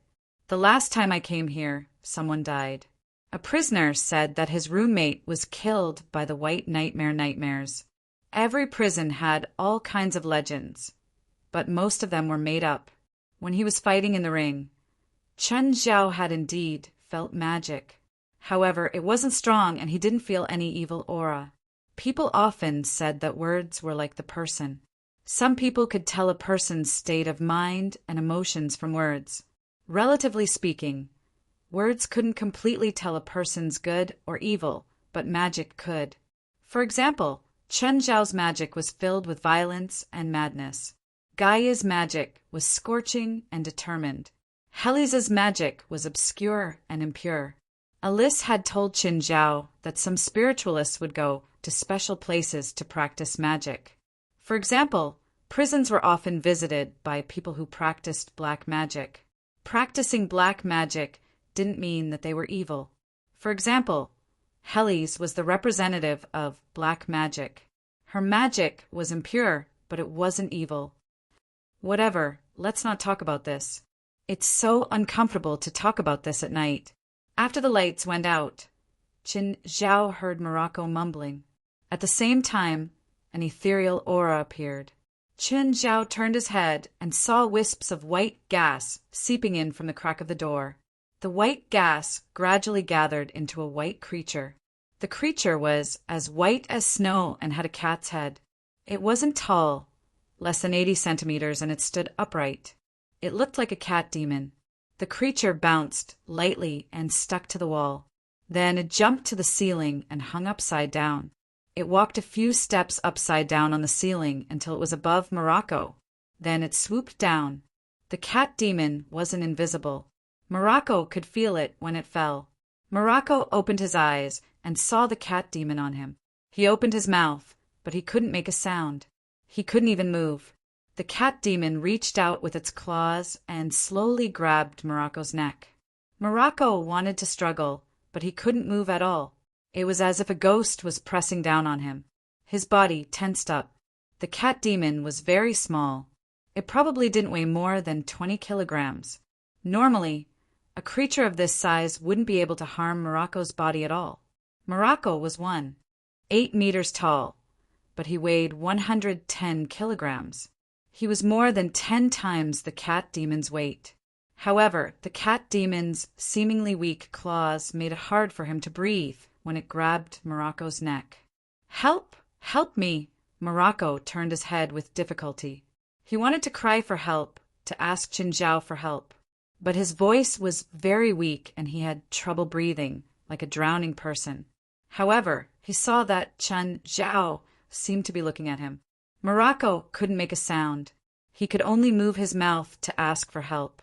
Suddenly, the cat demon realized that Qin Zhao was looking at it too. "Hiss! Hiss!" the cat demon hissed at Qin Zhao. Chapter 1252. Qin Zhao thought that he'd been preparing for a long time and could definitely capture it. Unexpectedly, the cat demon was also very fast. It leaped and dodged Qin Zhao's attack. At the same time, it reached out with its claws and scratched Qin Zhao's arm. But it didn't even break Qin Zhao's skin. Qin Zhao grabbed again, even faster this time. Seeing that it couldn't beat Qin Zhao, the cat leaped onto the ceiling and jumped to the door. Then it turned into white smoke and escaped through the crack. Whoosh! Morocco bounced up, fear written all over his face. Boss Chin, white nightmare, white nightmare. That's a white nightmare. It wants to kill me, it wants to kill me. Morocco was really frightened. He'd thought that he'd die for sure. If Chen Zhao hadn't chased the white nightmare away, he'd definitely be dead. Chen Zhao pursed his lips. He pinched Morocco's chin and looked at the mark on his neck. The mark wasn't deep, but it left a bruise. I won't die. Time to sleep. Chen Zhao lay back on the bed. Morocco couldn't sleep now. He pushed Chen Zhao. Boss Chen, don't sleep. What if the white nightmare comes again? You're disturbing my sleep. Do you want to die? Chen Zhao turned around and glared at Morocco. No. Boss Chen, what if the white nightmare comes to attack you? I'll kill whoever disturbs my sleep, whether it's you or it. Chen Zhao glared at Morocco. Fuck off. Don't disturb my sleep. Morocco wanted to cry. Chen Zhao was his only support. Chen Zhao was fearless, but Morocco, who'd just escaped from the gates of hell, didn't dare to close his eyes. He couldn't sleep for the entire night. He curled up in a corner of the bed, not daring to close his eyes. The next day after breakfast, it was time to relax. Morocco had completely become Chen Zhao's lackey. He followed Chen Zhao closely. He'd really been frightened last night. After a night of thinking, he felt that Chen Zhao wasn't a normal person. How could a normal person not be afraid in that situation? Yes, maybe Chen Zhao was an Eastern wizard. Maybe he'd come to the prison on purpose to capture the white nightmare. 013, someone's here to see you, the alarm said. 013 was Chen Zhao's number. Chen Zhao went to the visiting area.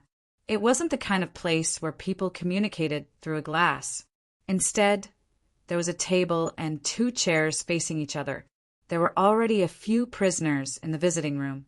Chen Zhao saw David sitting in front of the table and walked over. Chin, did you know that Inro, who was supposed to be dead, surrendered to the police last night? He's not dead? No, and he's not injured at all. He's perfectly fine. He's already confessed. In order to frame you, he purposely hired someone who looks like you and staged that farce. However, he seems to be quite frightened. When can I go out? I'm working on the paperwork for you now. You'll be able to leave this afternoon. Can you slow it down a bit? Oh, right, send Inro to this prison. Previously, Chen Zhao had been scheming to get out, but now that he could, he didn't want to leave so soon. Let me out tomorrow, Chen Zhao said. Don't kill anyone, David said. I don't want you to go to jail. Don't worry, I won't. After hearing David's news, Chen Zhao relaxed. However, West also told Fei Lai that he was going on a secret mission and would need 2 or 3 days. If he went back now, Fei Lai would be suspicious. Chen Zhao always reported only the good news to Fei Lai. After all, Fei Lai was pregnant now. Chen Zhao didn't want her emotions to fluctuate too much. Boss Chen, why are you so happy? When Morocco saw that Chen Zhao had returned from the visit, the gloom on his face seemed to have dissipated. His face was filled with sunshine. The asterisk shoal who framed me will be sent here in the afternoon. Chen Zhao's smile suddenly turned cruel. Someone dares to frame you, Boss Chen? Not before, but this time there really is. Suddenly, Morocco's expression turned very ugly. Boss Chen, are you going out soon? Yes, tomorrow. Morocco became anxious. Then, what if the white nightmare comes to find me again tonight? Chen Zhao glanced at Morocco. To be honest, in the past, Chen Zhao definitely wouldn't care about someone like Morocco. However, people's thinking would change when they were in a different environment. Chen Zhao now felt that Morocco wasn't that bad. You only robbed a few $100s. You'll only be locked up for a few days, right? I'll bail you out, Chen Zhao said. No, I also hurt someone. I'll probably be locked up for half a year, Morocco said with a sad face. Didn't you come here to deliver the goods? Why did you hurt someone? I robbed and hurt someone. Then a local leader found me and told me to deliver a batch of goods. Earn $10,000 and get locked up for half a year? I really don't know what you're thinking. Qin Zhao shook his head. Tell me, how much money do you need to bail you out? Probably more than $50,000. Qin Zhao thought for a moment and said, I can lend you money, but you have to return me the bail money after you go to court. For Qin Zhao and Morocco, this was a temporary prison. After being sentenced in court, they would most likely be transferred to another prison. America's crime rate had always been high. It also had the most prisoners in the world. There were more than 4 million prisoners, so there were also many prisons. There were more than 30 prisons in Los Angeles alone. Usually, the bigger the city, the more people there were and the more criminals there were. Of course, there were more prisons too. Unless Morocco's luck was extremely bad, he would not be assigned here again. Usually, the judicial system would randomly assign prisoners to prisons. Unless it was a military prison or a special prison, most prisons would be assigned to those with more empty rooms. Morocco had been to prison 6 times before. 2 of them had been to this prison. If his luck was really that bad, Qin Zhao couldn't do anything about it. Qin Zhao had already done his best to help him pay the bail money. If he came here again, Qin Zhao wouldn't go to prison to protect him. Also, the White Nightmare was hard to deal with. It wasn't that she was strong, but that she was slippery and hard to catch. Hey, that big guy over there. Come here. Qin Zhao saw the big guy he'd beaten up yesterday and waved. The big guy didn't dodge anymore. He ran to Qin Zhao's side. Boss Qin, what's up? Are there any gay men in your underlings? Boss Qin, do you like gay men? The big guy asked, surprised. Chapter 1253. The big guy immediately understood. He didn't have to say it out loud. Plus, it wasn't his first time taking on something like this. In prison, those with power would be respected. It was the law of the jungle in prison. Either they could fight like Qin Zhao, either that or he had a powerful background to begin with. Qin Zhao had only been in prison for less than 2 days. However, Qin Zhao had already gotten to know 2 people who were very influential in the outside world. Of course, they were both in the underworld. They weren't friends, but they still got to know each other. This was mutual respect. If you don't mess with me, I won't mess with you. Occasionally, when they were out, they would throw a cigarette over. Usually, the gangsters who came from the outside wouldn't bully newcomers like the big guy. They had their own enemies, which were usually the bosses of rival gangs. In this prison with a few hundred people, there were more than a dozen gangs. They were either allies or enemies, so they wouldn't offend others for no reason. There were also 2 or 3 gangsters who came to get close to Qin Zhao and ask about his background. Because of what happened last night, Inro was already scared out of his wits. He didn't expect the people who captured him to be Qin Zhao's subordinates. At first, he thought that Qin Zhao was rich, but Qin Zhao was a foreigner. So, Qin Zhao wouldn't have any power. He didn't expect that none of Qin Zhao's subordinates were normal. All of them were as scary as demons. If he didn't give himself up, they'd eat him alive. Inro wanted to cry, but had no tears. Sitting in the escort car, he was at a loss for what to do. After arriving at the prison, he went through the procedures and also had a physical and drug test. Inro was brought into the cell by the prison guard. Go in. You'll live in this room. Inro entered the room and saw the person he didn't want to see the most in his life. Why are you here? Why am I here? Qin Zhao found it funny. Why are you surprised? Why am I here? Morocco looked at Inro fiercely. Inro was the one who made a throat-cutting gesture. Mr. Qin, I'm sorry. It was my fault earlier. Please forgive me. Forgive you? Why should I forgive you? Qin Zhao sneered. If you want to use this method to make me spend 10 years in prison, then I'll make you die here. Inro was about to piss his pants. Qin Zhao was even more evil than he'd imagined. Even if you don't die in prison, I guarantee that you will die on the first day you walk out of prison. Qin Zhao really wanted to kill. He had seen all kinds of demons and ghosts, but this time he almost fell into the hands of a swindler. How could he let the matter rest? Inro was so scared that his face turned pale. "Take off your pants first." Morocco grinned at Inro. Inro subconsciously covered his butt. What are you doing?" Inro's tragedy was only the beginning. Chen Zhao was very vengeful. At noon, Big Guy took the lead and came looking for trouble. In the face of a few burly men, Inro could only obediently endure. But at dinner time, the Big Guy came looking for trouble again. After that, they went to the bathhouse to take a shower. Inro's tragedy had only just begun. In the past, Chen Zhao hated things like rape, but he didn't have any sympathy for Inro at all. In the past, Inro specialized in cheating money from women. Moreover, it wasn't just a little bit of money, but all the money of others. He even made women owe huge sums of money and then disappear from the world. Chen Zhao really couldn't feel sympathy for such a person. Chen Zhao watched as Inro covered his butt and went back to his cell with a pained expression. He felt great. Morocco smiled knowingly and also looked at Inro with evil intentions. But when the lights went out, Morocco couldn't smile anymore. It was another sleepless night. The next day, Morocco and Chen Zhao were released together. However, Chen Zhao was released without charge, while Morocco was released on bail. When he went to court, he still had to go to prison. After leaving the prison, Morocco looked at Chen Zhao.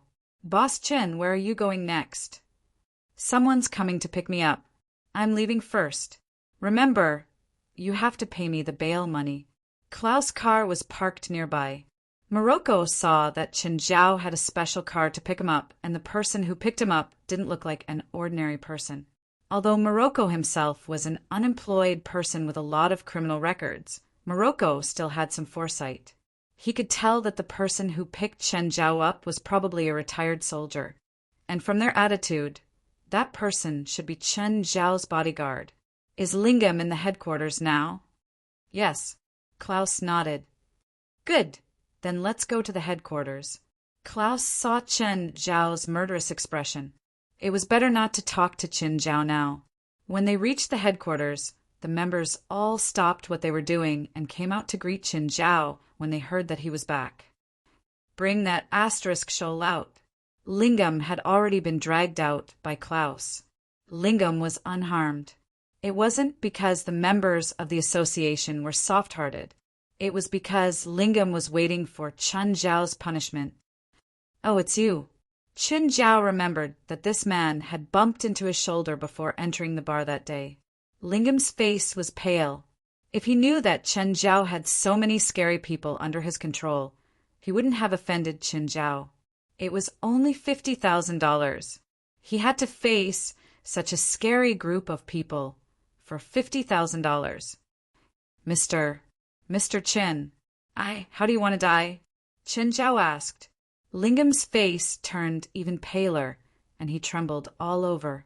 Just then, dark clouds gathered in the sky above the headquarters.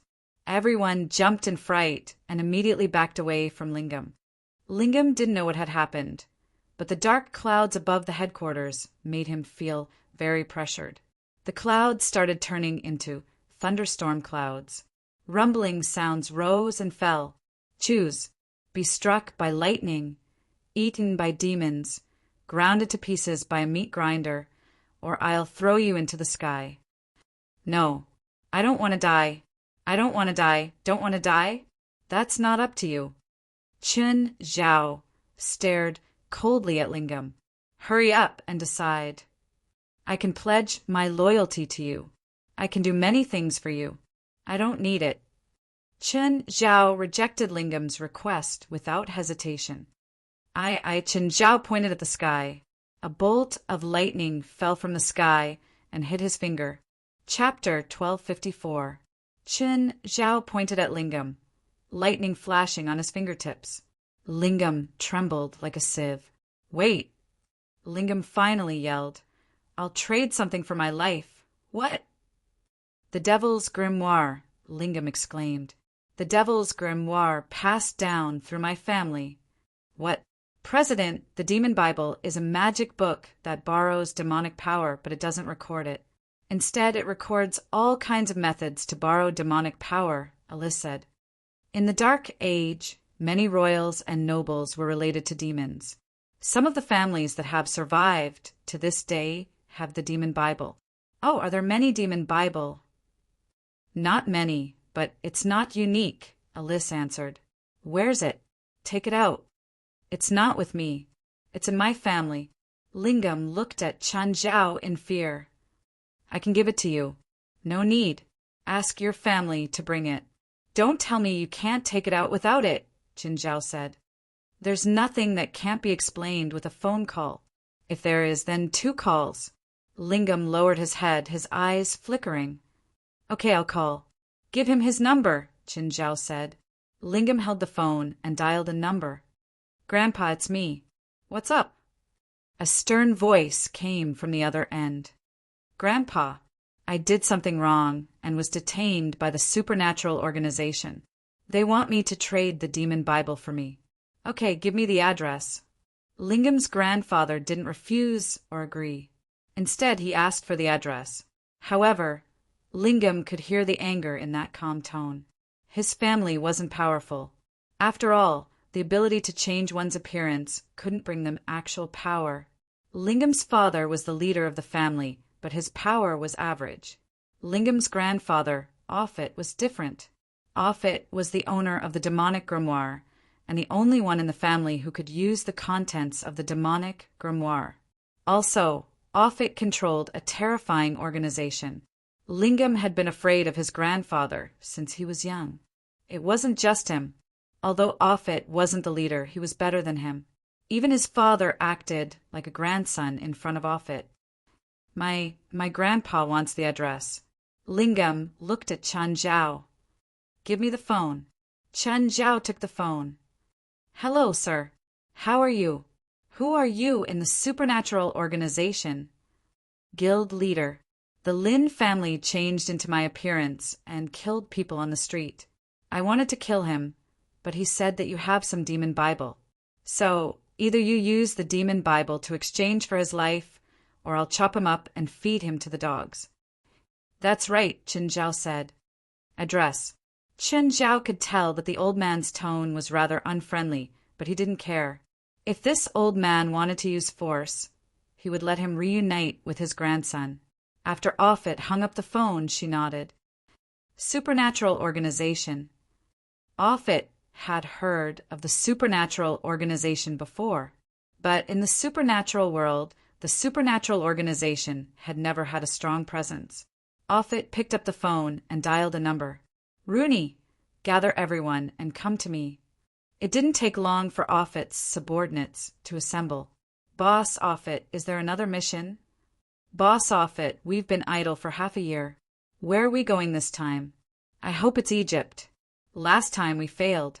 This time, after half a year of preparation, we definitely won't fail. I'm ready too. Plus, I've become much more powerful. We definitely won't fail. Offit's subordinates yelled at the same time. Okay, quiet down. Offit interrupted them. We still need some time to prepare for the Egypt mission. This time it's something else. Nicole, you know the supernatural organization, right? Offit looked at a woman in a black dress. She was tall and wore rimless glasses, holding a book. The supernatural organization. Nicole pushed up her glasses. Yes, it's an international organization. Currently, there are 13 members in the world. They're China, America, Japan, England. I want to know more about the Supernatural Organization of America. Boss, the organization is very weak. It was founded in 1990 and has been around for 29 years. It's supported by the Anti-Terrorism Department. They've changed their president many times, but because the members are too weak, the president left and abandoned the organization in the end. President, does our mission have anything to do with the organization? They kidnapped my grandson, Offit said. They want me to hand over the Demon Bible in exchange for my grandson. What? Are they crazy? God, do they know what they're doing? Offending Boss Offit? I don't understand what they're thinking. Boss Offit, let me go. I'll bring your grandson back in one piece. No, I'll bring my grandson back personally, Offit said coldly. Offit said coldly, perhaps it's because I rarely move around the country that the spiritual world in the country doesn't know about me. Perhaps I need to use this operation to prove my existence to the spiritual world in the country. Yo, Boss Offit is angry. So scary. Boss Offit rarely shows such an expression. Pray for the organization. I hope they won't collapse. Where are they now? I can't wait to see their expressions when they see us. Great, we can go to L.A. now. Everyone was very relaxed. To them, this was just a vacation. Boss Offit, do you need a divination? A woman holding a crystal ball asked. Let's do it. Holding the crystal ball, the woman chanted. Suddenly, the crystal ball cracked. As if shocked by electricity, the woman hurriedly stopped. What happened? Damn it, I just bought this from a magic shop. That shop sold me low-quality goods. I'm going to smash it. Forget it, Offit said. No need for divination after we return from L.A. I'll buy one for you. Okay, Boss Offit, should we go now? I still have some unfinished medicine in my lab, a blue-haired woman with a colorful face said. Chapter 1255. It's up ahead. There were 9 people in the group, driving 4 cars, lined up in a straight line. Offit had been resting with her eyes closed. Hearing her subordinate's words, she opened her eyes. Seeing the building ahead, she said coolly, smashed the metal gate open. Aduz, who was guarding the gate, had already stood up when he saw the 4 cars. He was about to open the gate, but he didn't expect the car at the front to ram in. He was already standing behind the gate. When the car crashed into him, he couldn't dodge in time. The metal door was knocked down, and Aduz, who was behind the metal door, was crushed under it. Aduz's screams reached the headquarters, and when the people there heard it, they immediately rushed out. A few evil spirits had been wandering nearby, but when they heard Aduz's screams, they immediately rushed over. But before the evil spirits could save Aduz, a red light swept past. The evil spirits had been turned to dust. This scene was witnessed by West, who had just come out. He saw 9 people get out of the 4 cars. The leader was a tall old man with a white beard. Who are you? West yelled. Luo Du go. Luo Du immediately charged at West. Luo Du's poison was very fast. Seeing that he was going to attack him without any explanation, West hurriedly used slow field. In an instant, Luo Du's movement stopped, and he stood still on the spot. What spell is this? Who are you? West asked again. You called me here. Why are you asking me who I am? Offit looked coldly at West. Just then, Pamela arrived as well. Seeing the enemy invade, Pamela dove down from the sky toward Luo. Nicole immediately flipped the book in her hand. A few evil souls rushed out of the book and attacked Pamela. Pamela saw the vile souls approaching. She turned around and let out a shrill scream. In the blink of an eye, those vile souls were destroyed. So strong. This evil spirit is so strong. Nicole's eyes were filled with wariness. Pamela burrowed into Luo Du's body. Luo Du and Pamela immediately fought for control of the body. But soon, Luo Du lost control of his body. Crack, crack. Pamela controlled Rhoda's body. His bones made crisp sounds. Mr. West, who are they? West heaved a long sigh. I don't know. Hurry up and save Aduz. Offit and the others frowned. What was up with this evil spirit? She had actually taken control of Luo Du's body. One must know that Luo Du was a spiritualist. Although he wasn't very strong, how could a spiritualist be controlled by an evil spirit so easily? Pamela controlled Rhoda's body. It wasn't her body anyway, so she didn't care if it would be hurt. The Banshee's aura began to spread throughout Luo Du's body. Luo Du's face turned pale and his pupils turned white. At this time, more and more people came out of the headquarters. Mr. West, Ms. Pamela, what happened? Was Adeuce attacked by them? Who are they? I don't know who they are, but they attacked our headquarters first, West said. Save Adeuce first. I'll call the chairman. Baka! I will kill them all. Anyone who dares to offend us will be killed. Doña Tienchi yelled, sword in hand. Old man, you go attract their attention. I'll go save Adeuce, Gakira said. Okay, kill. Doña Tienchi immediately rushed toward Offit and the others. Offit rubbed his nose. He didn't need to do anything.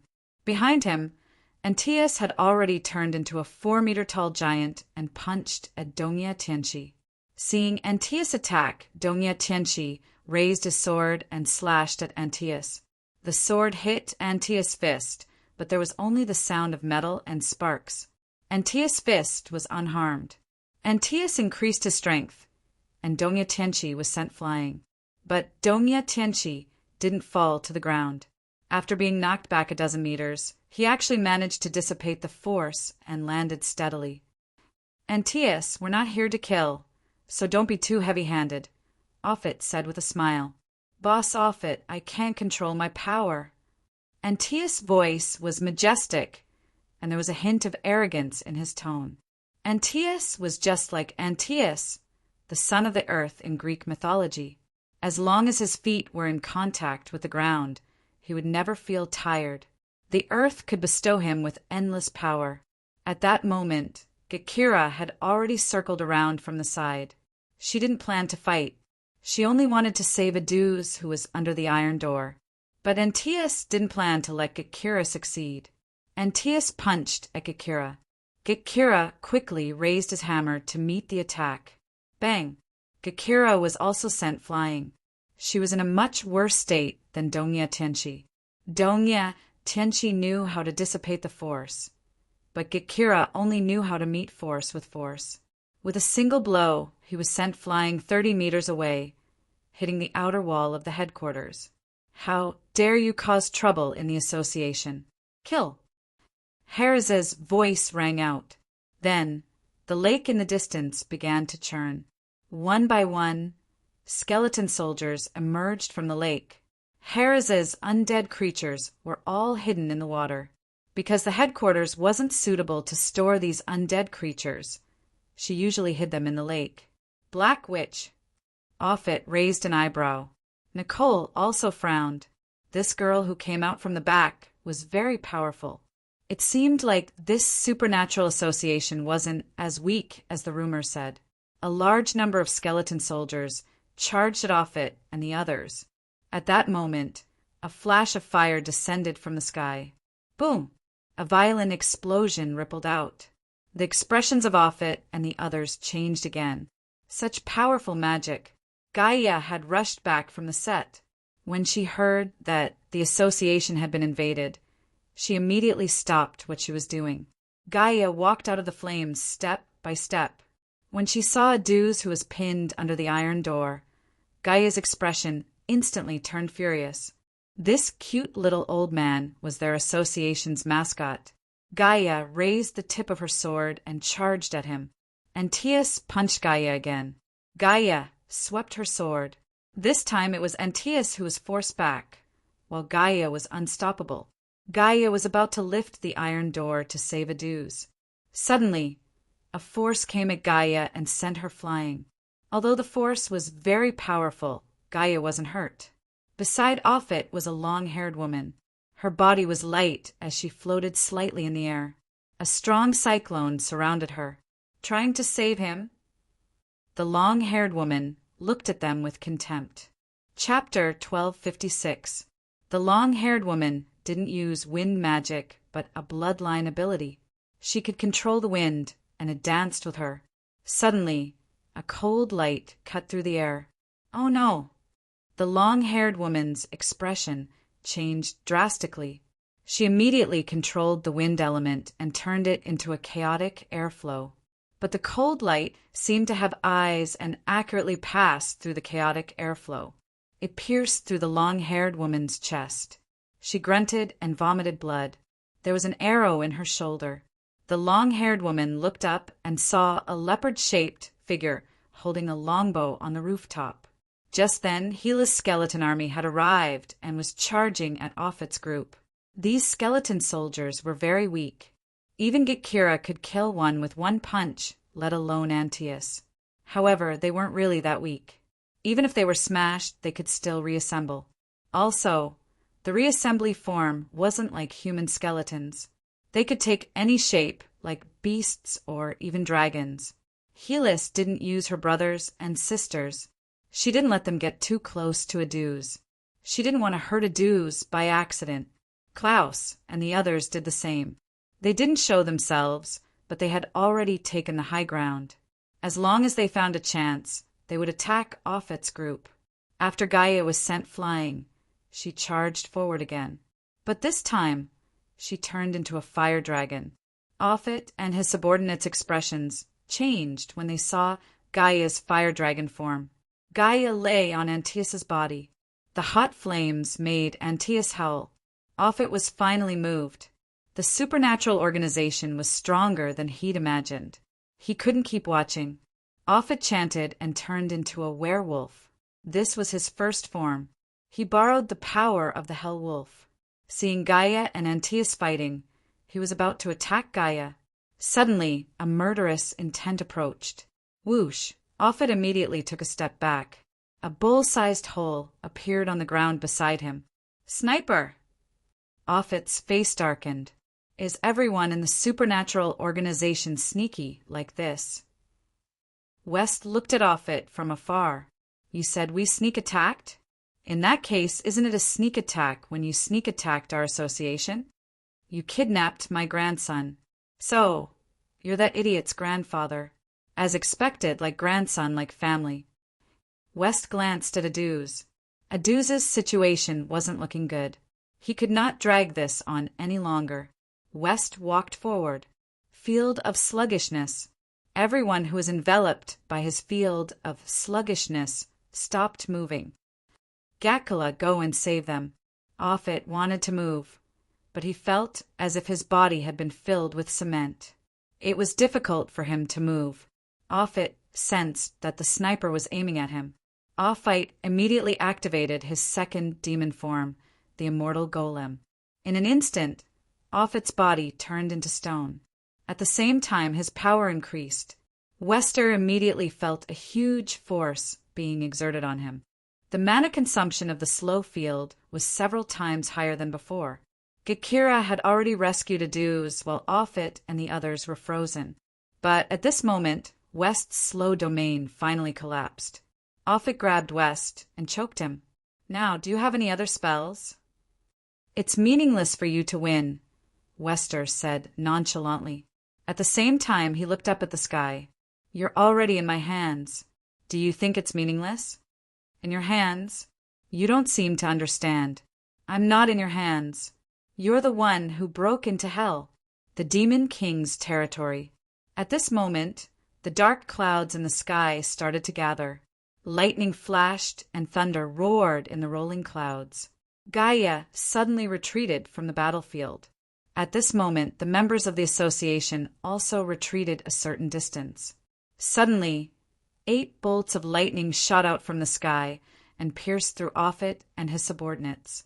The stone on Offit's body collapsed instantly. Wester landed on the ground and adjusted his collar nonchalantly. Offit and his subordinates all clutched their chests and half knelt on the ground in pain.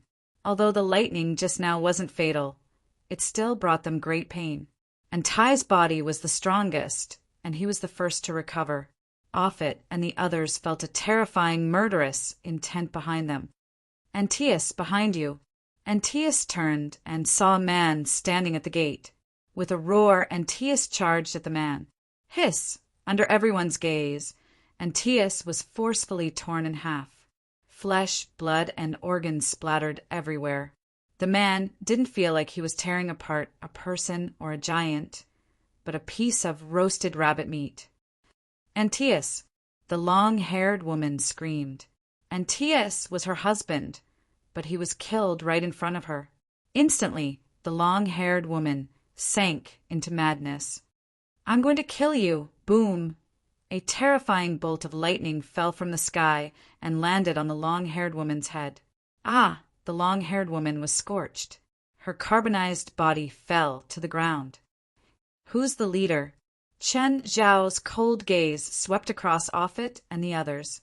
Offit's expression changed. She chanted a spell. King Kong Demon. Offit's body started to change shape. His skin started to be covered in metal. The dark lava turned into a blade and sliced across the ground. Offit suddenly felt danger and tried his best to move away. But he wasn't faster than the blade in the end. One of his arms was chopped off. Chen Zhao stood at the gate and saw a Deuce, who was being carried by Genicla. This infuriated Chen Zhao.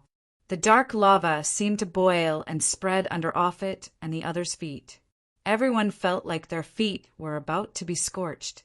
They wanted to escape the dark magma-covered ground, but their feet were firmly fixed in place. Ah! Ah! Everyone was screaming miserably, regardless of whether they were men or women. All of them were enduring endless pain. Rooney was the first to fall to the ground. A large part of his body came into contact with the dark magma. The dark magma stuck to his skin. Rooney struggled to get up under the intense pain, but his skin couldn't get up with him. Half of his body's skin was torn. Within the dark magma, dark Bastille appeared and devoured the corpse. Everyone sank into despair. "Who are you?" Offit cried out in pain. "You came to my territory and asked who I am?" Wes was only one step away from Offit, but he wasn't affected. The dark lava was less than a meter before him. Chapter 1257. Offit struggled to pull his feet out of the dark lava. By now, the skin on his feet had already peeled off due to the high temperature. The pain was indescribable, but he still endured the pain and let out a low growl. "Boss Offit is going to use that move." "Damn, we're too close. We'll be affected." Offit's subordinates wanted to escape, but their feet were all tied up. They couldn't move at all. Offit raised his arms. His limbs were growing longer, and his body was growing larger. He turned into a demon and started breathing. His stomach bulged as he inhaled. Offit's subordinates all covered their ears. Roar! Instantly, Offit released all the air in one breath. It was like the lion's roar in wuxia novels. Offit's subordinates were too close. It wasn't a direct attack, but they still spat out blood. Their mouths, noses, and ears were bleeding from Offit's roar. The surging sound waves crashed into Chen Zhao as if they were solid. But Chen Zhao still didn't move. The sound waves could indeed form an impact. But to Chen Zhao, it was just a slightly stronger wind. Offit's roar lasted for 10 seconds before it finally stopped. The cement at the entrance of the headquarters was also lifted. Only Chen Zhao remained where he was. Offit and his subordinates all stared at Chen Zhao, dumbfounded. Even such terrifying power couldn't defeat that person? Offit was known as the King of Lions in the international supernatural world. He'd never lost before, but now an unknown supernatural organization had defeated them. This made everyone feel that this was unreal. Suddenly, another bolt of lightning fell and pierced through Offit. Offit spat out green smoke and fell to the ground. Chen Zhao frowned. Lightning Storm's single target attack was indeed weak. It couldn't kill a single person. He'd already used his full strength, but the power was still limited. Whatever. Killing them like this would be too easy on them. After Chen Zhao arrived, everyone retreated from the center of the battlefield. They didn't want to be affected by Chen Zhao. Even if Chen Zhao avoided them, they were still afraid that he wouldn't control himself and would be affected. To be honest, they didn't know where this group of people got their courage from. Even if Chen Zhao didn't appear, they were confident that they could keep all of them here. The reason why they had been suppressing their attacks was not because their strength was limited to this. This was because Aduz was still by their side, and the people from the association were afraid that Aduz would be implicated. Rhoda's body was controlled by Pamela. After Chen Zhao arrived, he killed 3 more. Now there were 5 people left. 5 people were dragged into the hall and thrown on the ground. When they came, they were arrogant and didn't care about the supernatural organization at all. However, after arriving here, they suddenly realized that the situation was more troublesome than they had imagined. Especially after Chen Zhao's arrival, the situation that could barely be maintained instantly fell apart. Chen Zhao sat in the middle while West and the others sat in rows.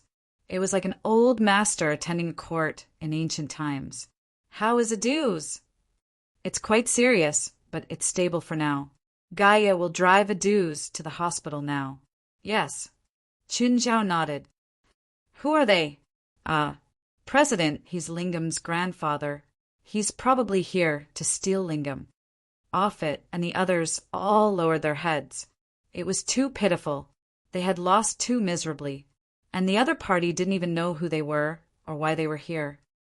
Bring Lingam out and shove him and his grandson into a meat grinder. How dare you? Offit glared at Chen Zhao, gritting her teeth. Chen Zhao's gaze was cold as he looked at Offit casually. Are you going to use your power to threaten me? Or your family? That's fine. Tell me, and I'll be happy to slaughter your family. Everyone looked at Chen Zhao. They had completely different thoughts.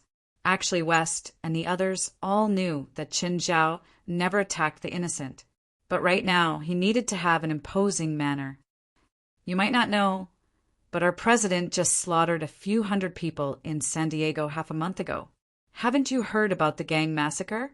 Offit and her subordinates couldn't help but shiver. That incident was so huge that even the spirit world was in a state of panic at the slightest sound. Many people believed that it was done by people from the spirit world, including those from the spirit world themselves.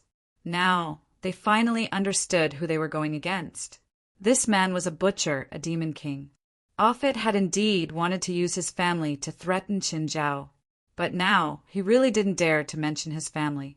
If he were to find out about this, his family would most likely be killed as well. This man was a demon. You're a righteous organization. How can you do this? Oh, right, we're a righteous organization. Chen Zhao turned his head and looked at West. In what name should we take revenge? West rolled his eyes. President, we're a righteous organization. But that doesn't mean we'll let people bully us. They're already at our doorstep. We can't just swallow it, right? So, our revenge is open and reasonable. There was no absolute justice in this world. Only the victor could decide who is righteous. See, we're righteous, but we have a good reason too. I'll give you the book of the demon, Offit finally said after making up her mind. That's not enough. Your grandson, Lingam, offended me. He was the one who promised to give me the devil grimoire. And you guys ambushed our headquarters and injured our people, causing huge losses to our organization. You can't possibly think that we can let this go so easily, right? You killed our people too. I shouldn't have killed them. Chen Zhao's eyes widened. His anger that had just subsided was ignited again. We can compensate your headquarters and the injured people. Chen Zhao rubbed his chin and considered. Should he kill them now or compensate them? Chen Zhao turned to West. West thought for a moment. Compared to Chen Zhao's anger, West was much calmer. He didn't want to kill them all. In fact, Chen Zhao didn't want to kill them all. That was why he wanted West to think of a plan that could let him vent and compensate the organization's losses. Chapter 1258. Chen Zhao didn't have to do anything. He just had to smile. But in Offit's eyes, Chen Zhao's smile was a butcher's. When Offit and the others were sent to prison, Lingam thought that they were here to save him. In the end, they were locked in the dungeon by Klaus and the others. Lingam was dumbfounded. In a way, the grandfather and grandson were reunited. Grandpa! Offit was furious when she saw Lingam. Ignoring the pain on her body, she lifted her leg and kicked Lingam. You asterisk shoal. How much trouble did you get me into? Don't hit me. Don't hit me. Lingam wanted to cry. Offit's other subordinates, including the unconscious Rodu, were locked in the next cell, separated by a man and a woman. They were all weak and had their heads lowered. Klaus knocked on the bars. Name, ability, and magic element. Offit, black magic, Offit said with her head lowered. She specializes in borrowing demonic power. After recording for Offit, Klaus went to the next room. There were 3 women in the next room. Name, Klaus said. Nicole Givel. Fustaduya. More Raz. Ability, Klaus said. My power mainly originates from my Book of Holy Spirit. Sealed within the Book of Holy Spirit are countless walkers and ability users. Whenever I need it, I will flip through the corresponding Book of Holy Spirit and borrow the power of the walkers and ability users within, said Nicole. The Book of the Holy Spirit was also the Association's spoils of war. It was now in the Association's hands. However, only she could use the book. Even if she told others about the book's ability, she wasn't afraid that someone would take it away. I'm a fortune teller, Fusta said. I'm a healer and pharmacist, Moraz said. Healer? What healing spells do you know? Klaus was instantly energized. He knew that West and Chen Zhao had been looking for a healer to join them. He didn't expect that there would be a healer among the captives. Moraz had been frightened tonight. In the past, she'd always been a support. Her companions had protected her well. But who would have thought that what everyone thought was just a vacation would turn into a disaster? I know injury suppression, rapid injury recovery, deferred execution, and holy light glory. These are the main 4 spells. Right now, I'm really practicing purification. What do? Injury suppression can temporarily suppress extremely heavy injuries and reduce the pain. Rapid injury recovery can be used for lighter injuries and can be healed in a short period of time. Deferred execution can be used to delay the death of a person who is on the verge of death. Holy light glory can restore everyone's mana. However, this magic can only be used once a year. This is a magic passed down in my family. Moraz paused and said, Purification can remove most poisons, diseases, and curses. Hold on. Klaus put away his notebook and ran upstairs with quick steps. President, among those people, there is a woman who is a healer. This is her magic. Take a look. Chun Zhao and West were still talking. Hearing West's words, they perked up. Chun Zhao and West went into the dungeon. Seeing Chun Zhao and West, Moraz and the others could not help but panic. What's your name? Moraz. Miss Moore, how about joining us? Chun Zhao could not be bothered to beat around the bush. He went straight to the point and stated his request. Moraz's expression was resistant and his eyes were filled with fear. Don't. Definitely don't join them. Especially this butcher. He killed my friend. You don't want to. Chun Zhao looked at Moraz indifferently. Kill them all. Everyone in the cell tensed up and looked at Chun Zhao in fear. How can you do this? That's how I am, Chun Zhao said calmly. How about this? West said, if you join us, we'll reduce their punishment. Of course. How much will depend on your performance. What do you think? Moraz was about to speak when West interrupted him. Stop bargaining. Our president doesn't have a good temper. Anyway, Chen Zhao was the bad guy, and West was the good guy. Chen Zhao did not mind being the bad guy. Moore listened to them, Nicole said. After all, she did not want to die. None of them wanted to die. To be honest, she was a bit envious of Moore. At least Moore had value, but she could only be locked up here. She could not even control her own fate. Moraz was brought out. Although she still hated Chen Zhao and the supernatural organization, she didn't care. But more than that, she was afraid. Then West arranged a place for Moraz. You'll live in this room from now on. If you don't listen, our president will definitely take it out on your friend. If you run away, the consequences will be even worse. Do you see the meat grinder below? It's specially prepared for traitors. How long do I have to serve you? Until the president thinks it's enough. Or until someone can replace you, West said. You know that healers are rare. Don't try to challenge our president. Don't look for trouble. If there's an operation, try to participate. If there's no operation, try not to run around. You must listen to the president. You're all scared of that tyrant, right?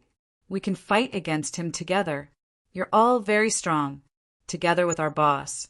We can suppress that tyrant together. We're not being oppressed. Why should we fight against our president? West rolled his eyes. You should be more obedient. Our president is undefeatable. Raz felt that they must be afraid of Qin Zhao and did not dare to speak the truth before him. A butcher and demon would not have anyone following him. Never challenge our president's bottom line.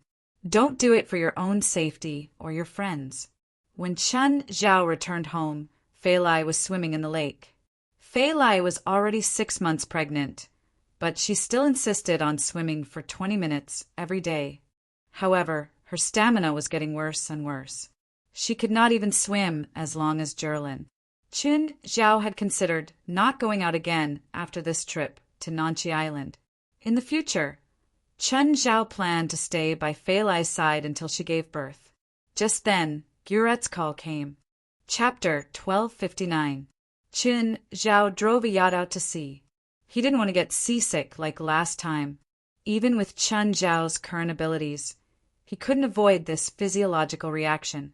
Although the golden key could change one's adaptability to the environment, it would only work when Qin Zhao was in life-threatening danger. Moreover, physiological reactions had many unstable factors. It was just like pain. Many spiritualists would block off their sense of pain so that they could unleash greater strength in battle. But in fact, pain was also the body's alarm system. Without pain nerves, there would be unpredictable consequences. Thus, Qin Zhao wouldn't use unconventional methods to avoid seasickness. Anyway, Qin Zhao had made up his mind that as long as he went out to sea, he wouldn't take those long-distance boats. The stress on long-distance boats and yachts was different. Qin Zhao hated that feeling. He hated the feeling of being dizzy. If he was injured, he could still persevere with his willpower. However, there was nothing he could do about seasickness. His reactions would also slow down due to seasickness. After setting up the navigation, Qin Zhao was free. He lay on the deck and sunbathed. Just then, Guret called again.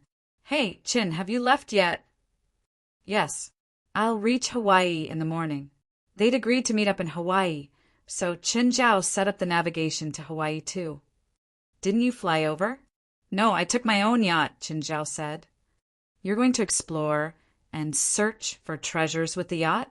Is there a problem? The yacht can't go deep into the sea, right? Unless you fill the cabin with fuel. Don't worry about that. I have my own plans since I'm driving the yacht. Fine. As long as your yacht doesn't break down halfway, I don't care, Guret said. The sea route is rather long this time, so we don't have much fuel. Don't expect me to give you my boat's fuel. If your yacht runs out of fuel, you'll have to abandon it in the deep sea. I don't lack fuel, Qin Zhao said, unconcerned. Fine. After hanging up, Qin Zhao continued to enjoy the scenery at sea. He jumped into the sea to swim or dive into the deep sea. There were too many things he could do to kill time. At noon, Qin Zhao caught a giant clam in the water. It was 80 centimeters long and weighed more than 150 kilograms. Of course, this was also the location that Amon had sent him. Such a giant toad might not even be found within a radius of dozens of square kilometers. Giant toads were also known as giant clams. Giant toads had a very long lifespan. The oldest giant toad discovered so far was more than 300 years old. Wild giant toads had an average lifespan of more than 100 years. Therefore, the giant toad could grow very big. Wild giant toads were an endangered species, but harvesting them was not prohibited. Currently, only the harvesting of young toads was prohibited, and harvesting giant toads required some special documents.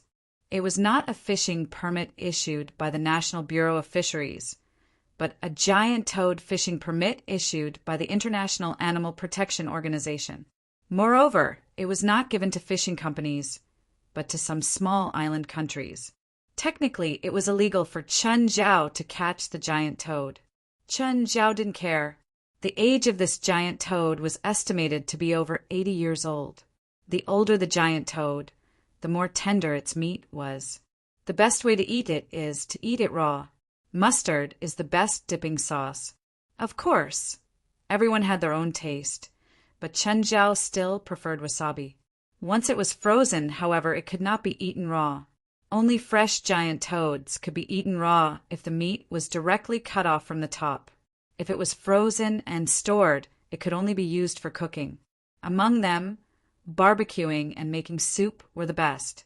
Chun Zhao finished all the toad meat in one meal and threw the clamshell back into the sea. Generally speaking, most seafood could be eaten raw, but most freshwater products could not be eaten. It was not just because of the taste. The main reason was that there were fewer parasites in seafood. Even if there were parasites, most could not survive in the human body. Freshwater parasites, on the other hand, could mostly survive in the human body. On the Pacific Ocean, 2 exploration ships moved forward in a row. The large one had a displacement of 9,000 tons. It was called Wild Bull. The other only had a displacement of 4,000 tons. It was called Seagull. Hi, you're Prague, right? Yes, Mr. Rick. I'm Prague. How do you feel about the sea? Not bad, Prague said, smiling. Where are we going next? Our plan is to go to the Suomessa Triangle Sea. The Suomessa Triangle Sea? Is there such a sea? Prague asked, confused. Oh, you're not in the archaeological world, so it's normal that you don't know about the sea. The Suomessa Triangle Sea is a special term for archaeology. It's actually 1,000 nautical miles southwest of the Hawaiian Islands, close to the Solomon Sea, and less than 2,000 kilometers from New Guinea. According to the theory of continental plate movement, the Suomessa Triangle Sea is a fragment of Bethmeyer Island. It's a fragment thrown away by the continental plate movement. There are many traces of primitive civilization there, and many islands have unique traces of primitive civilization. That's why the Suomessa Triangle Sea is also the favorite sea area of primitive civilization archaeologists and explorers. Some of the islands even hide mysterious ruins. Both archaeologists and explorers can only find treasures. Will we encounter natives? Some islands in the Suomessa Islands still have natives, but they're modern natives. They're similar to the natives of New Guinea, but the island we're going to doesn't have any natives. Okay. Prague nodded. It's almost dinner time, Rick said. Let's go in and eat. It'll be cold at night on the sea. Okay. After Prague entered the cabin, a crew member came to Rick's side. Mr. Rick, why are you bringing those 2 university students? It'll be very inconvenient for our plan. Because they paid me $5 million and Peter's father is the sponsor of our expedition team. He gives us $20 million every year, Rick said matter-of-factly. If it were you, would you reject it? Then what about our plan? We can't just bring them to where we're going, right? Chapter 1260. Pete, I'm sorry. I'm afraid the bison can't send you to the Suomessa Islands. What's wrong? Pete asked, puzzled. Prague also looked at Rick in surprise. The bison has a mechanical problem. The maintenance team has already repaired it, but several parts are seriously damaged. We can only wait for the tugboat to come. We can't go any further. Then what should we do? I paid, and my father gives you $20 million a year. Are you going to be so irresponsible? Pete was the son of a rich family.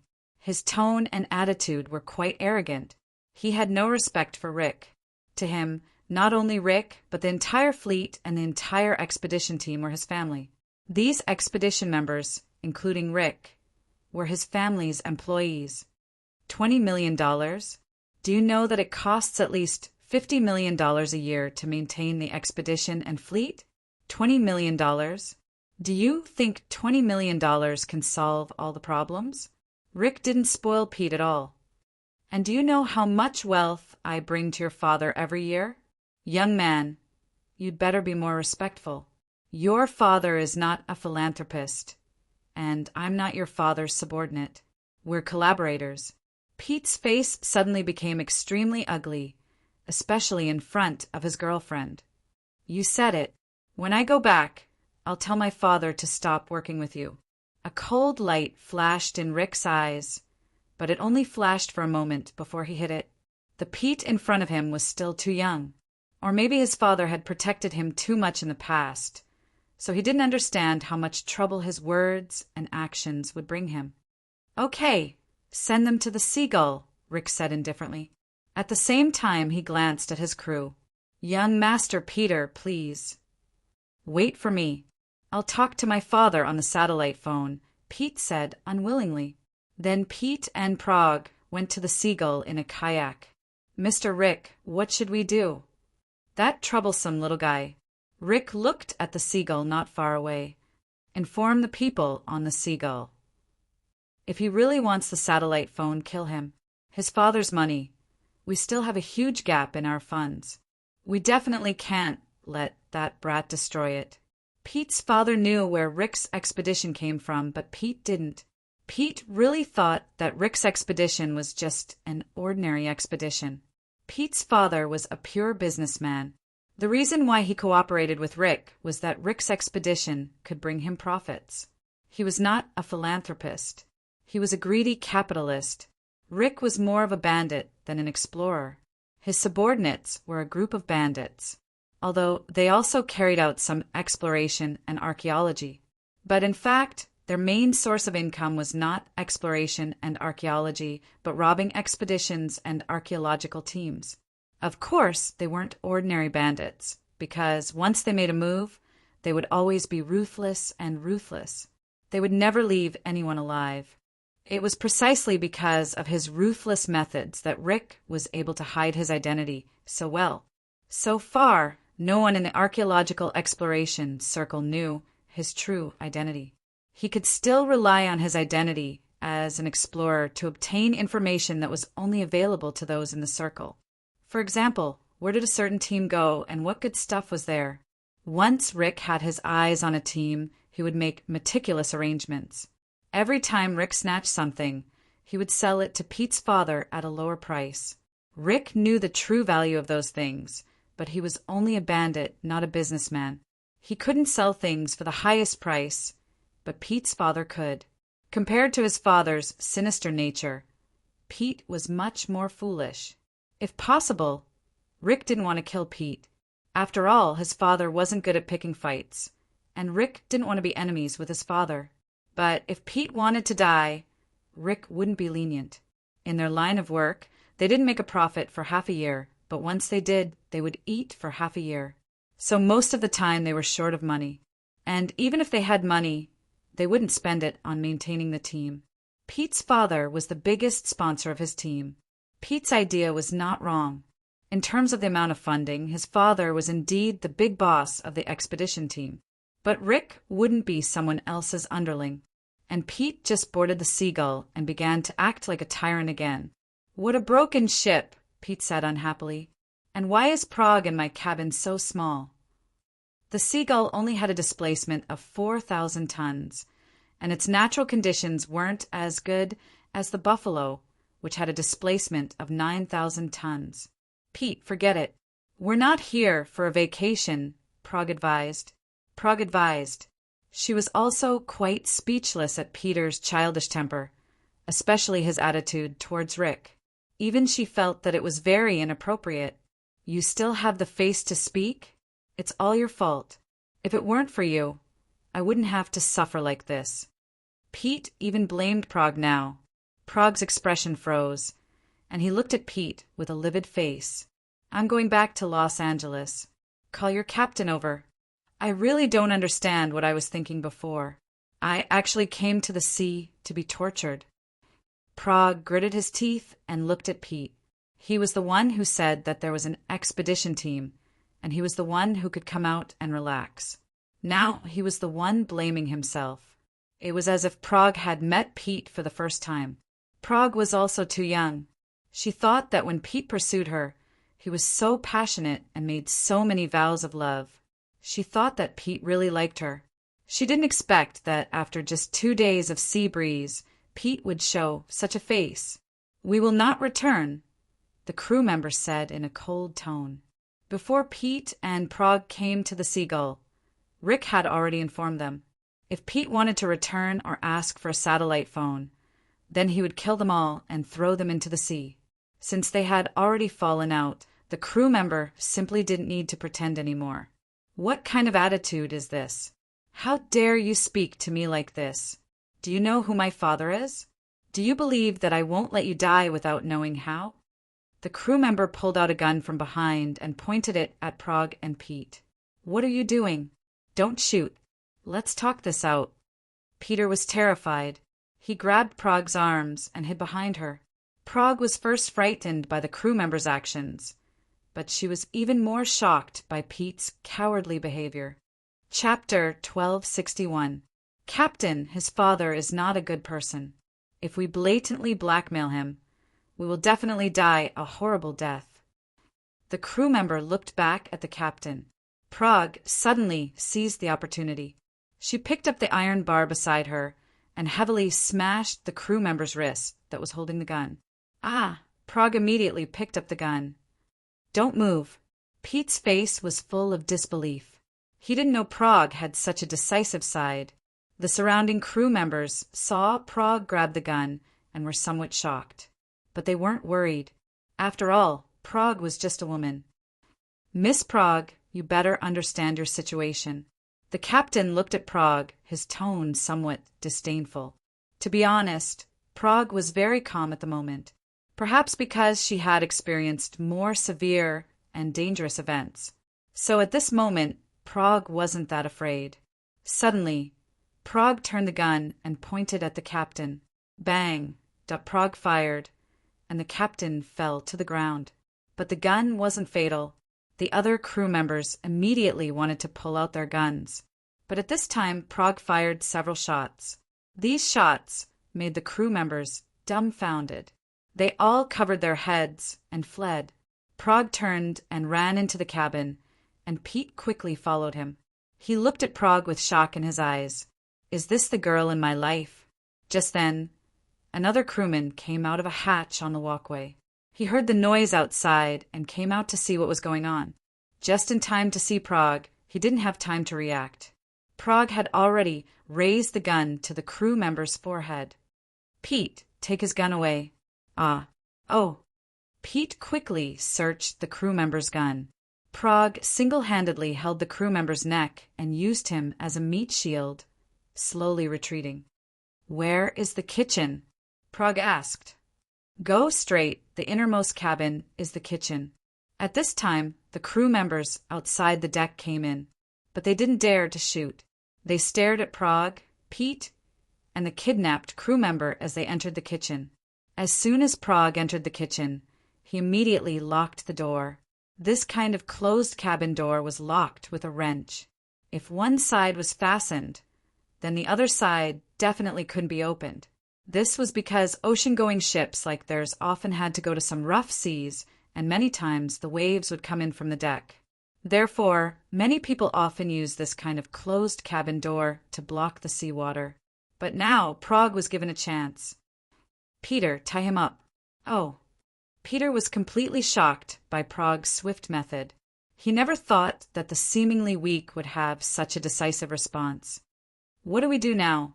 "Don't worry. They should be the ones thinking about what to do now." Prague said calmly, "Food and water are all here, and the nearest island or coastline is at least 3 days away. We have enough time to delay them, and 3 days is enough for them to die of thirst at sea." At this time, the crew members who were being held hostage also reacted. He also looked at Prague in surprise. He did not expect Prague to have such a side to him. "You seem to have forgotten about the bison," the crew member said in a calm tone. "Isn't the bison broken?" Peter asked in surprise. "Rick must have lied to us," Prague said. Prague finally reacted. "They most likely have some ulterior motives, but they accepted your money, so they plan to bring us to Seagull and send us away. But your attitude and your threat to sever your father's cooperation with them made Rick unhappy, so he wanted to kill you. To put it bluntly, all of this could have been avoided. It was all Peter's stupid words and attitude that caused this disaster. Peter's face turned red. He retorted, "It's all because you wanted to go out to sea. Otherwise, we wouldn't be in danger. There are electric welded walls outside. So even if we don't inform the bison, this door won't last long," the crew member said. "So I advise you to surrender as soon as possible. A stalemate won't do you any good." "I don't think so. After I held you hostage just now, those people were obviously very nervous." "Who are you on this ship?" "My name is Pammy. I'm not anyone on this ship. I'm just a collaborator with them." The crew member shrugged. "Collaborator from what side?" "You won't believe me even if I tell you," Pammy said calmly. "How do you know I won't believe you if you don't tell me?" "Okay, I'm a deep-sea priest. I can help the exploration ship avoid dangerous waters," Pammy said. "Nonsense. What deep-sea priest? You're just a liar." Peter didn't believe Pammy at all. "See, you won't believe me even if I tell you," Pammy said calmly. She didn't care about Peter's attitude. "I believe you," Prague said. "Prague, he's obviously lying. He's lying to you on purpose." Prague didn't want to talk to Peter at all. If they weren't in the same boat, Prague would have shot Peter.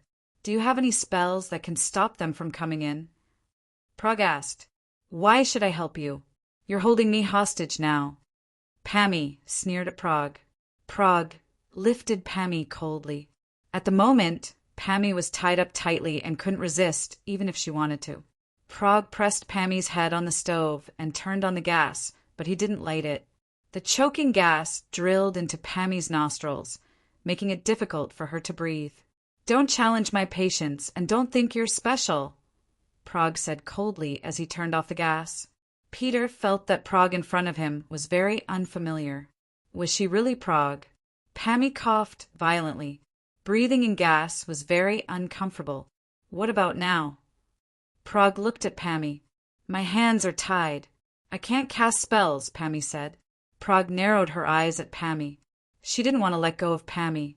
Especially after knowing that he was a spiritualist, Prague was even more cautious. She was completely unfamiliar with deep-sea priests and didn't know what abilities Pammy had. Now that he was tied up, she could still threaten him with a gun. But once she let go of Pammy, she would probably be controlled by him. Just then, there was a sudden hurried knock on the closed door. "Open the door! Open the door! Let me in!" The voice outside didn't sound like a request or a threat. It was more like a plea for them to open the door. But of course, Prague wouldn't open the door. Suddenly, there was a scream from outside. What happened? The people outside were attacked? Chapter 1262. Prague didn't dare to open the door, because she didn't know what was happening outside. Moreover, they had only been hiding here for less than 20 minutes. How could something happen outside so coincidentally? So, Prague was inclined to believe that the crew of the Seagull deliberately tricked her into opening the door. Pete was the kind of man who didn't have his own opinions. Since the beginning, he had been by Prague's side. "Prague, what do we do now?" "Hide," Prague said. "Do you have your phone?"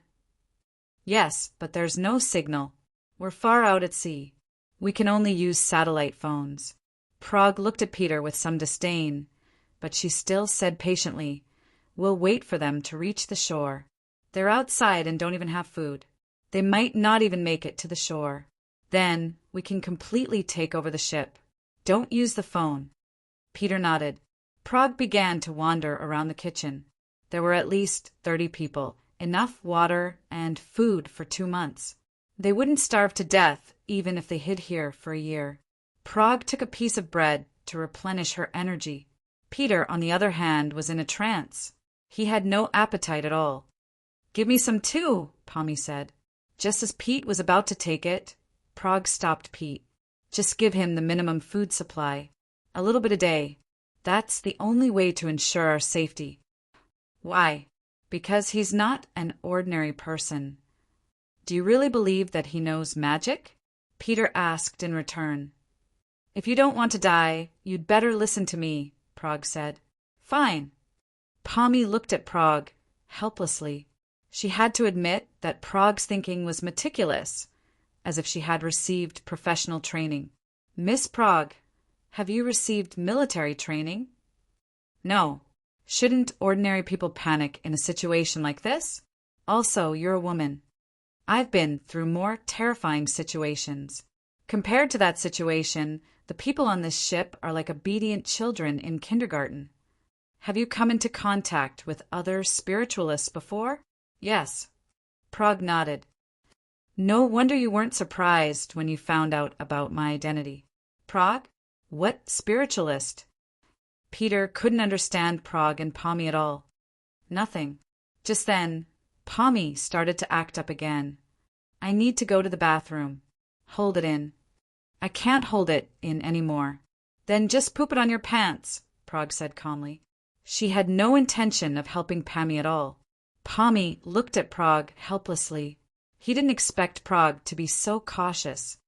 I promise I won't cause any trouble. Can you untie me? No. Prague obviously didn't trust Pommy. After an hour, Pommy finally couldn't hold it in anymore. I really can't hold it in anymore. Let me go to the bathroom. Previously it was just a test, but this time it was for real. Pete, take him to the toilet. Pete wanted to ask why it was him, but on second thought, if it wasn't him, who else could it be? Don't bring guns, Bragg said again. Why? If he wants to resist, even if he holds you hostage, he won't be able to hurt you without a weapon, let alone change the situation. But if you have a gun and he happens to take it away, then you will put us all in danger. Pommy looked at Prague deeply. She had to admit that Prague's thinking was too meticulous. He wouldn't believe that she didn't have professional military training. After a while, Pommy came out of the toilet, tied up again. To be honest, this was the perfect hiding place. There was a toilet, food, and fresh water. Plus, the people outside couldn't come in. Actually, you don't have to be so cautious. Since you've met spiritualists before, you should know that they have different types. I'm not an offensive spiritualist, Pommy said. Plus, even if there's a gun in front of me, I can't beat you. Pommy's words were sincere. Based on Prague's previous behavior, Pommy didn't plan to resist. To be honest, if Prague went out and fought the crew on the boat now, Pommy doubted that the people on the boat could beat her. Of course, Prague didn't think so. She knew what she was capable of. In terms of intelligence, she could barely beat Pommy. But if she fought with real guns, she would probably be shot into a sieve by the crew outside in one round. The boat was parked outside Hawaii. Chen Zhao didn't dock it at the port.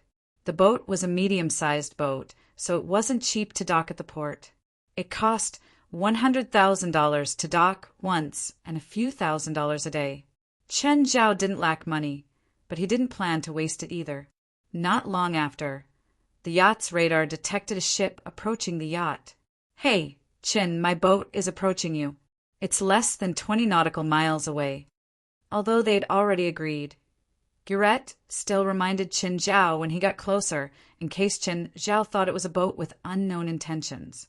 Soon, Guret's boat was within sight of Chen Zhao's boat. Boss, what a big boat. The person on it must be rich. Let's do this, right? Guret's subordinates were all excited. They could tell that the boat belonged to a rich person. This was also the open sea. For the pirates, it was the best target. The owner of the boat is our partner this time, Guret said indifferently. If you don't want to die, you better give up.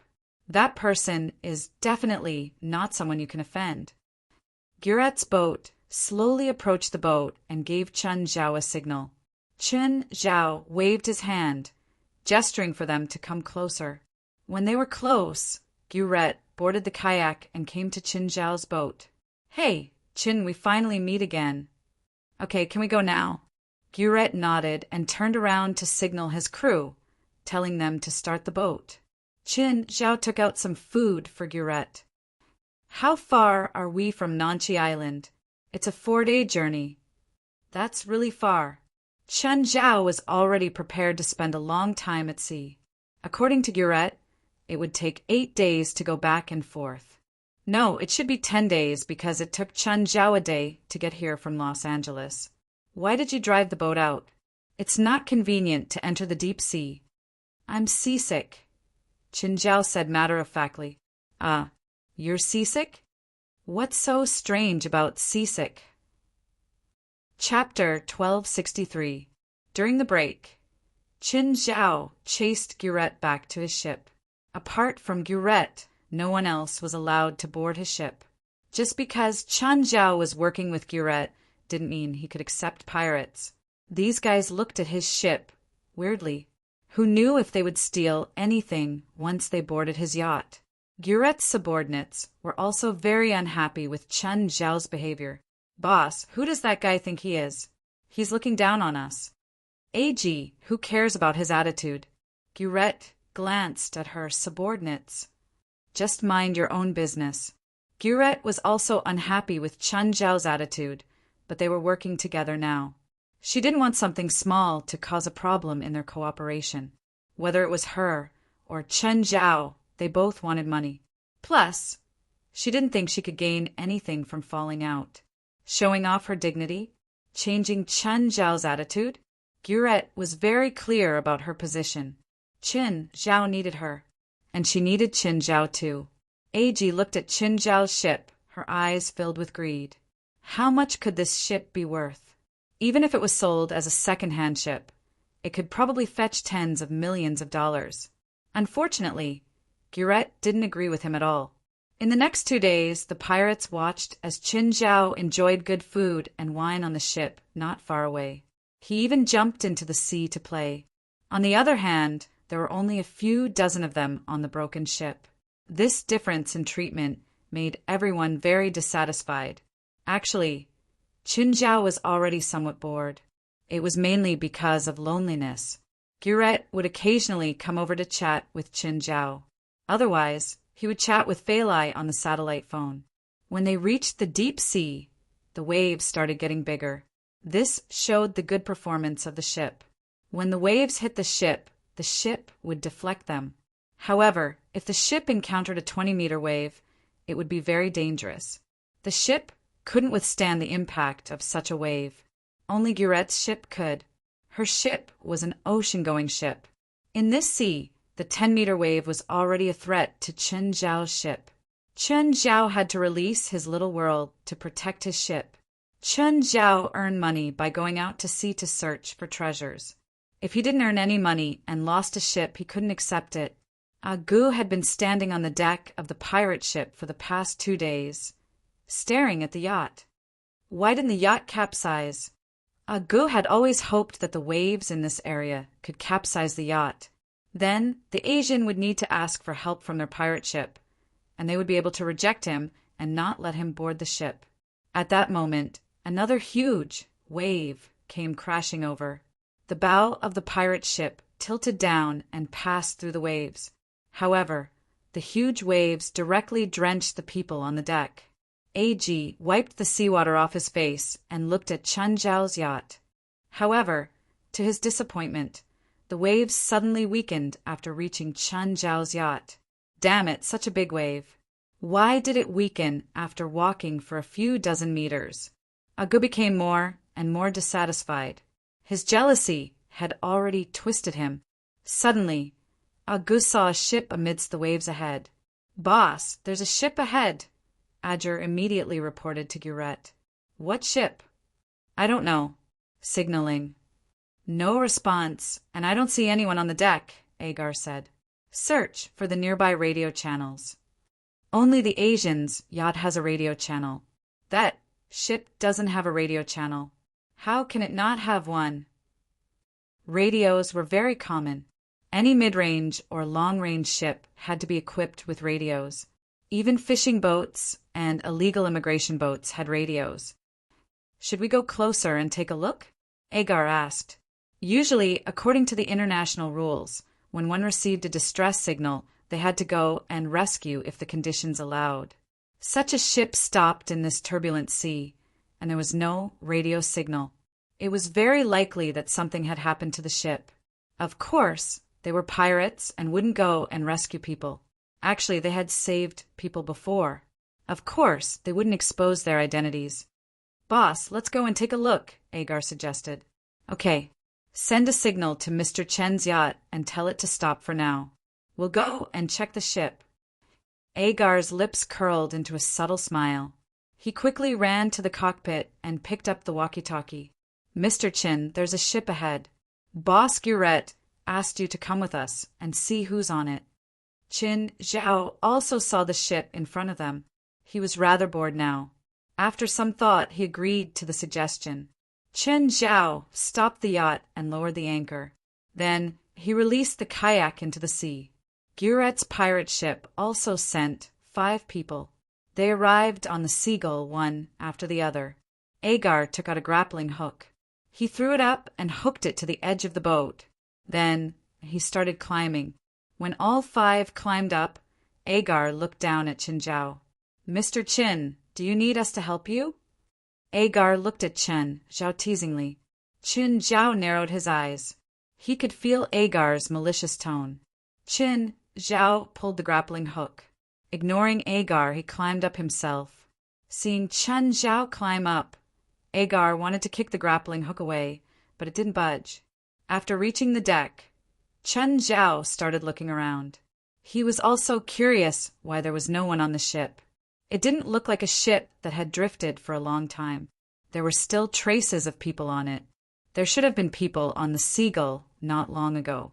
Mr. Qin, you know who we are, right? Agar stared at Qin Zhao. He planned to give Qin Zhao a show of strength here. Therefore, the people he chose were all his trusted subordinates. Qin Zhao looked around. Then he walked around Agar and walked toward the cabin. Qin Zhao completely ignored Agar. Agar's face immediately twisted. Just then, one of Agar's subordinates raised his fist and punched Qin Zhao's back. Kid, our boss is talking to you. Didn't you hear? Qin Zhao turned around and looked at the 5 people. Suddenly, Qin Zhao pulled out the gun that the pirate had inserted into his pants and pointed it at the pirate's chin. Bang! Agar and the others didn't expect Qin Zhao to be so decisive. They were about to attack when Qin Zhao raised the gun and pointed it at Agar's head. Were you talking to me just now? Agar didn't dare to move. At the same time, he opened his arms to stop his subordinates. Mr. Qin, I just want to be friends with you. You don't have to kill one of my subordinates without saying anything, right? Chapter 1264. Mr. Qin, can you put the gun down? Qin Zhao smiled and put the gun down, after which he walked into the cabin. Gu signaled one of his men with the corner of his eyes, and one of his men quietly took out a gun. He was about to aim at Qin Zhao's back. Suddenly, Qin Zhao turned around and fired. A bloody mark was left on the subordinate's cheek. He was so scared that he dropped his gun. Sorry I scared you. Qin Zhao still had that casual smile. But I hope you won't shoot me in the back next time. If it happens again, it won't just leave a mark, understand? Actually, Qin Zhao had wanted to aim at the man's head. However, Qin Zhao's shooting skills were too bad. Even at a distance of 1 meter, he could still miss. Qin Zhao glanced at Adger. If there's a next time, you can all die. Adger didn't want to move anymore. It was as if this man had eyes in the back of his head. His reflexes were most likely trained on the battlefield. It wasn't wise to fight someone like this head-on. Although Aji's heart was filled with resentment, he still suppressed it. Qin Zhao continued walking toward the cabin. But after a few steps, he felt something under his feet. Looking down, he saw something sticky on the ground. Qin Zhao squatted down and poked it with his finger. It felt like jelly. Adger and his subordinates really wanted to pull out their guns now. But thinking about Qin Zhao's reflexes, they gave up on the idea. This man wasn't easy to mess with. They had to find another opportunity. After a few more steps, Qin Zhao saw blood and claw marks on the wall. It looked like someone had struggled here. Their fingers had scratched the metal floor and left bloody marks. But there wasn't much blood. They came to the end of the corridor. Qin Zhao could feel someone's voice inside. Qin Zhao tried to turn the wheel that sealed the cabin door. It seemed to be locked. Chen Zhao pulled the wheel off and opened the metal door. Instantly, 2 guns were pointed at Chen Zhao. Chen Zhao looked into the cabin. It was the kitchen. There were 3 people inside. Chen Zhao even knew one of them. It was Prague. Prague, you dare to point a gun at me? Prague quickly put down his gun and was surprised. Mr. Chen, why are you here? I went out to play and found that there was no one on this ship, so I came up to take a look. I still want to ask you, why are you here? Prague, do you know him? Peter asked, puzzled. Put down the gun if you don't want to die. They have guns. Nobody can be trusted here, Peter said. He'll kill you, said Bragg. Just then, Audiobook and the others finally raised their guns. They felt that their chance had arrived. Pete raised his gun from the front, and they pointed it at Chen from the back. They didn't believe that Chen Zhao could survive in this situation. Pete didn't expect the 4 people behind Chen Zhao to raise their guns. He wasn't pointing at himself, but at Chen Zhao. Mr. Chen, who are they? Prague asked, confused. Weren't they Chen Zhao's subordinates? Why was he pointing a gun at him? They are dead people. Go to hell. Gu fired first. Chen Zhao twisted his neck. The bullet brushed past his face, and he dodged it by a hair's breadth. You shouldn't be so close, Chen Zhao said indifferently. Chen Zhao suddenly pulled out his gun and fired 3 consecutive shots at an extremely fast speed. Bang, bang, bang. 3 of Aji's subordinates died at the same time. At such a close distance, Chen Zhao wouldn't miss no matter how bad his shooting skills were. Aji's expression was somewhat stiff. Chen, Mr. Chen, I was joking with you. You're still holding your gun. You're not sincere at all. Chen Zhao smiled. Audiobook was conflicted. Should he shoot or put down his gun? Chen Zhao had actually dodged his bullets at such a close distance. He was already scared out of his wits. Moreover, Chen Zhao had killed 3 of his subordinates in less than a second. This scared him out of his wits. Mr. Chen, you won't kill me, right? I'm Boss Guret's right-hand man. I'm responsible for many things on the ship.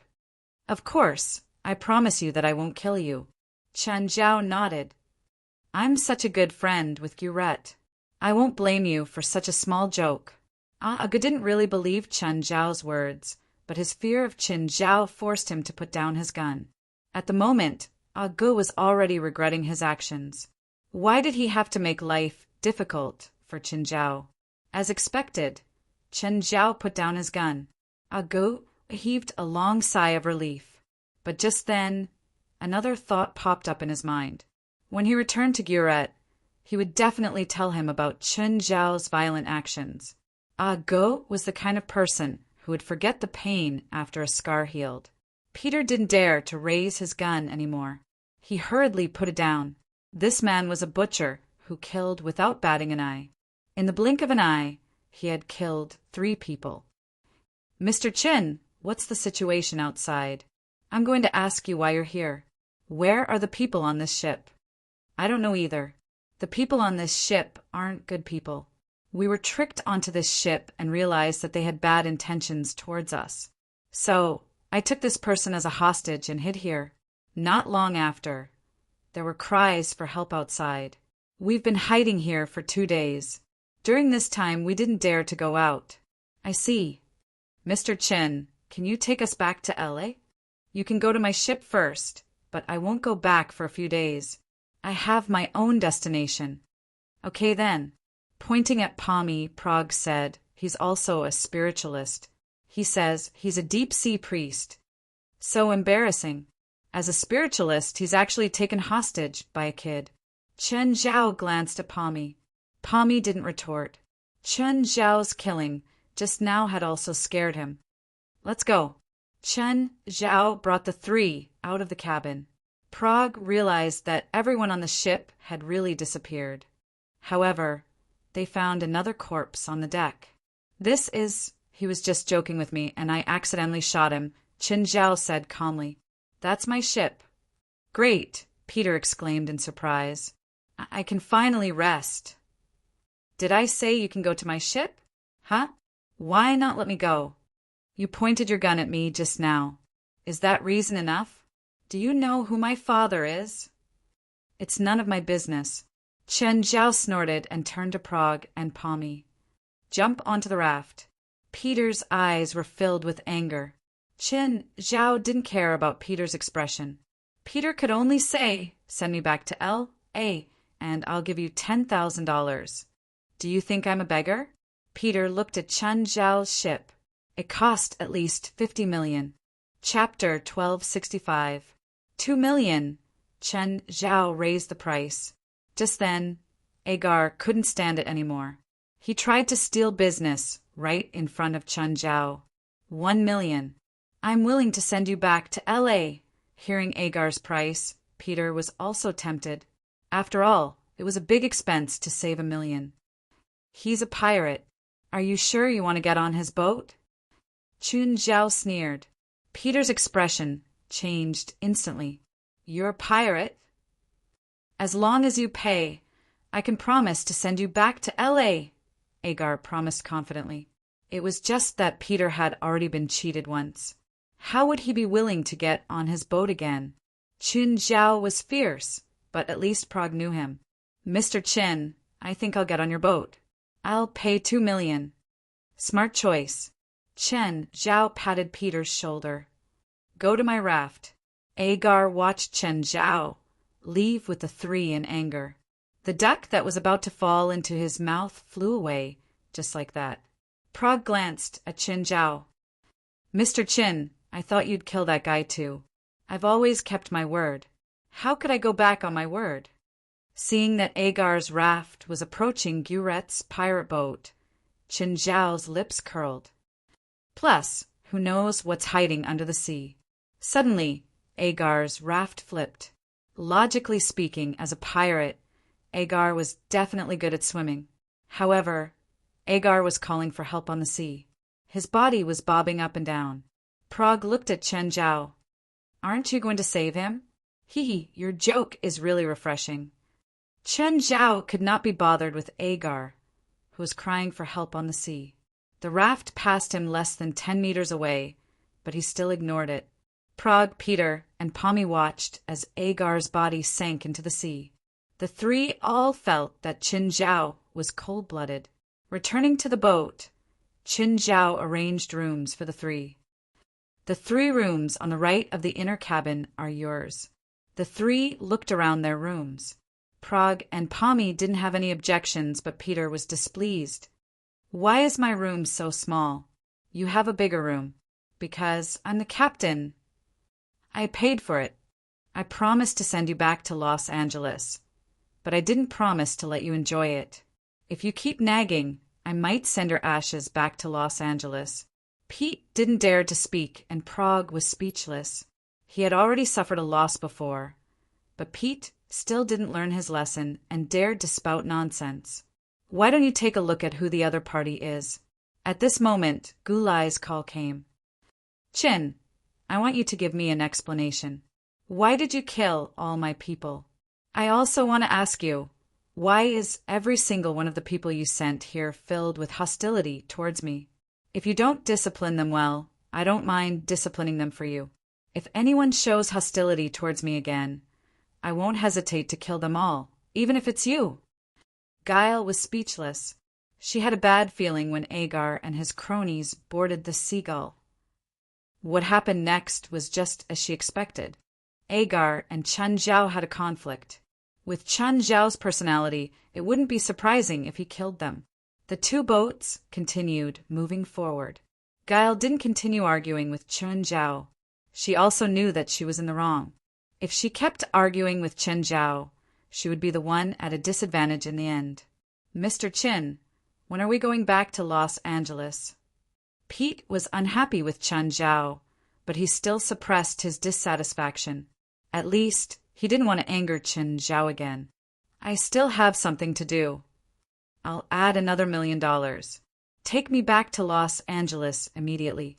Chen Zhao glanced at Pete and ignored him. Prague and Pommy were very sensible. They also wanted to return to Los Angeles as soon as possible. But they wouldn't be like Pete, who didn't know when to stop. Also, I know you have a gun, Qin said. If you make a hole in my boat, I'll make a hole in your body. Although Peter was dissatisfied, he could only endure it at this time. Thankfully, Chen Zhao's boat was big enough. The environment and facilities were all top-notch. It was like a luxurious hotel. So the three didn't complain anymore, mainly because of Pete. Pete hid in his room and sulked. On the other hand, Chen Zhao was lying on the sun chair in his boxers, enjoying the sea breeze. Just then, Pommy walked over with a glass of juice. You're a spiritualist too? Yes. Chen Zhao opened his eyes and glanced at Pommy. I heard from Prague that you're a deep-sea priest. What element exactly? I can feel the emotions of the creatures in the sea, Pommy said. From their emotions, I can analyze the danger level of the nearby sea. Then what do you think the sea we're in right now is dangerous? Safe, Pommy answered. What element are you? Strengthening, Qin Zhao said. I also know some random spells, all offensive spells. Wizards have weak magic power. If you practice so many spells, it'll spread out. I don't need someone who can be kidnapped by a college girl to teach me how to use magic, Chen Zhao said in disdain. I don't want to fight, Pommy said stubbornly. Do you really think I can't beat her? He was also someone who cared about his reputation. This was the first time Chen Zhao had mocked him. He was afraid of Chen Zhao's methods and didn't dare to talk back. Now he basically understood Chen Zhao, so he wasn't as afraid of Chen Zhao as before. Oh, then show me. I'm not a monkey. Unless it's really necessary, I won't show it to anyone. You should listen to me on my boat. If you don't show me, I'll throw you into the sea to feed the sharks. Fine. Actually, my spell is Deep Sea Shark. I can summon a school of sharks, so you can't feel the effect on the boat. Summon a school of sharks? Show me. Pommy looked unwilling. This spell uses a lot of magic power. Stop talking and show me. Can I summon one? Fine. Pommy started casting the spell, but after a long time, Chen Zhao still didn't see any sharks. Can you do it or not? There are no sharks nearby. Let's wait, Pommy said. Pommy said, my spell can only summon sharks within a 30-kilometer radius. I can't summon all the sharks in the entire sea. Oh, I got it. Pommy felt the presence of a shark, but as soon as he spoke, his connection with the shark was cut off. What happened? Why did the shark suddenly die? Chapter 1266. How come I don't see the shark? Chen Zhao asked despite knowing the answer. Feeling Chen Zhao's gaze, Pommy was speechless too. He could sense it and make a short connection to order the shark. But he didn't know what the shark was thinking. In the end, he could only attribute it to his bad luck. It was a shark that was about to die. Pommy felt very embarrassed. So, he decided to contact another shark to at least earn his face back. Fortunately, in less than 10 minutes, another shark appeared in the nearby waters.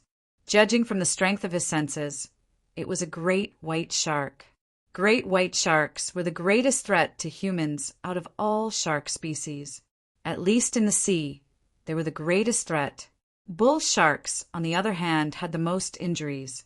Bull sharks could adapt to freshwater and would become more aggressive in freshwater, especially in the Ganges River region of India. This was especially true in the Ganges River basin of India. Because of the Indian custom of throwing corpses into the Ganges River, bull sharks living in the Ganges River basin were used to eating human flesh. Moreover, Indian religions believe that bull sharks are a holy symbol, which leads to a large number of bull shark attacks in India every year. Pommy couldn't see the great white shark he'd contacted. However, from the size of the great white shark's spirit, he could still sense the size of the great white shark based on his experience. The great white shark was very strong and had already reached adulthood. It was the undisputed king of the sea. Pommy controlled the great white shark to approach. Mr. Chin, you can look at the sea on the left of the deck, but don't be scared. With a faint smile, Qin Zhao looked at Pommy. I'm looking forward to it. Pommy, could feel that the great white shark was less than 100 meters away from the boat. It's coming. Suddenly, Pommy lost contact with the great white shark. Pommy was stunned. Why did it disappear again? Where was the great white shark? Completely disappeared? What happened? How could this be? Where did the great white shark go? Great white sharks usually lived in shallow waters, more than 200 meters deep. There shouldn't be anything that could threaten them, right? But why did the great white shark disappear? Where did it go? Chun Zhao smiled at Pommy. Where's the shark? Accident. That shark hit the bottom of our boat and fainted. She didn't believe it. She felt that she had to show Chun Zhao her abilities today. However, half an hour later, that shark is constipated and can't leave the water. An hour later, Pommy succeeded. A small shark with a body length of no more than 60 centimeters. Impressive. Chun Zhao looked at Pommy with admiration and then turned to leave with a smile. Pommy felt like she had lost all her dignity. How embarrassing! After working for more than an hour, only a young shark was summoned. There was nothing more humiliating than this. Although he could not return to Los Angeles immediately, Peter gradually relaxed. Although he was still dissatisfied with Chun Zhao, the only thing that made Pete unhappy was Prog's attitude. Prog was now looking at Peter with disdain. Pete originally wanted to enter Prog's room and do some shameful things with her, but Prog pointed a gun at his head and drove him out of the room. They were heading north, in the direction of the Bering Sea. The cold wind from the Bering Sea not only made the surface of the sea turbulent, but the temperature was also very low. At night, the temperature on the deck was -10 degrees Celsius. Chun Zhao quite liked this kind of environment. When he'd reached extreme polarity with both ice and fire at the same time. Therefore, he was very resistant to low temperatures. In fact, not only was he resistant to low temperatures, but it could also make his mind more stable. During the day, the temperature was a few degrees Celsius. At night, it plummeted. Chun Zhao sat on the roof of the boat, enjoying the chilly spiritual qi that blew from the bow of the boat. Cultivation didn't make much progress for Chun Zhao. However, the low-temperature spiritual qi could make Chun Zhao's mind more stable. If he encountered an unexpected situation, his emotions wouldn't fluctuate too much. Chun Zhao circulated the Qingyi manual in his body and returned to his original state. When he opened his eyes, he realized that Prog was wrapped in a blanket and sitting not far away, also enjoying the cold wind. Prog, why are you sitting here? Don't you want to rest? Prog glanced at Chun Zhao. Mr. Chin, aren't you cold? Chun Zhao was only wearing a pair of boxers now. Prog really didn't understand how Chun Zhao could endure such low temperatures. Chun Zhao had been sitting there for more than an hour without moving. Prog almost thought that Chun Zhao had frozen to death. Where are we going? Prog asked. Nanchi Island. Never heard of it. Why are we going there? To find the pirates' treasure. Pirates' treasure? That's right. Just then, Pommy hurried out of the cabin. Mr. Chin, bad news. Pommy looked like he'd seen a ghost. What's wrong? Mr. Chin, this area is dangerous. Very dangerous. I can feel it. It's very dangerous. We can't go any further. Looks like we're going in the right direction, Chun Zhao said calmly. But Pommy didn't think so.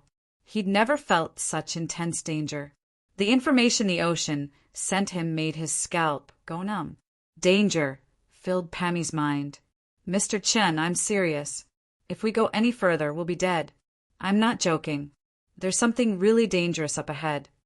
Oh, that's why I'm here, Chun Zhao said coolly. If we continue forward, we will die in this sea. Okay, it's getting late. Go rest. Chun Zhao turned and left. You can't do this. You'll get us all killed. Don't make a fuss. This is part of my plan. You have no idea how dangerous this place is. Pommy still wouldn't give up. Almost all the creatures in the sea are dying. All of them are desperately trying to escape. If you think it's dangerous, you can disembark now. By the way, I can provide you with a raft. Pammy froze. A kayak? How could they rely on a kayak in such deep waters? What was the difference between this and suicide? Chapter 1267. The boat stopped. The boat in front has stopped. Pommy suddenly exclaimed in surprise. Mr. Chin, they've also discovered the problem. They're leaving. Chin Zhao was also confused. He didn't know why Gurette's boat had stopped now. Just then, Gurette connected to the boat's radio. Chin, we've reached the outskirts of Nanchi Island. Okay, got it. We plan to enter again tomorrow. Okay, let's anchor here tonight. If we go in again, it'll be a dangerous area. Pommy really wanted to escape from this area. However, Chen Zhao clearly wouldn't let him do that. Nevertheless, he was temporarily safe since he could stop moving forward. Pommy didn't feel sleepy at all. He had been looking at the turbulent sea with a worried look on his face. Pommy still couldn't overcome his fear. He didn't know what was in the water, but it was definitely something that scared him. Just then, a beam of light appeared in the distance. A boat? Another boat appeared nearby. Pommy looked at the boat. It seemed familiar. Wild Bull. That's the Wild Bull. Pommy couldn't help but be excited. He didn't expect the Wild Bull to come here. If he could return to the Wild Bull, he would be safe.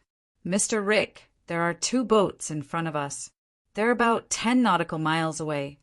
Rick picked up his binoculars. After looking for a long time, he was confused.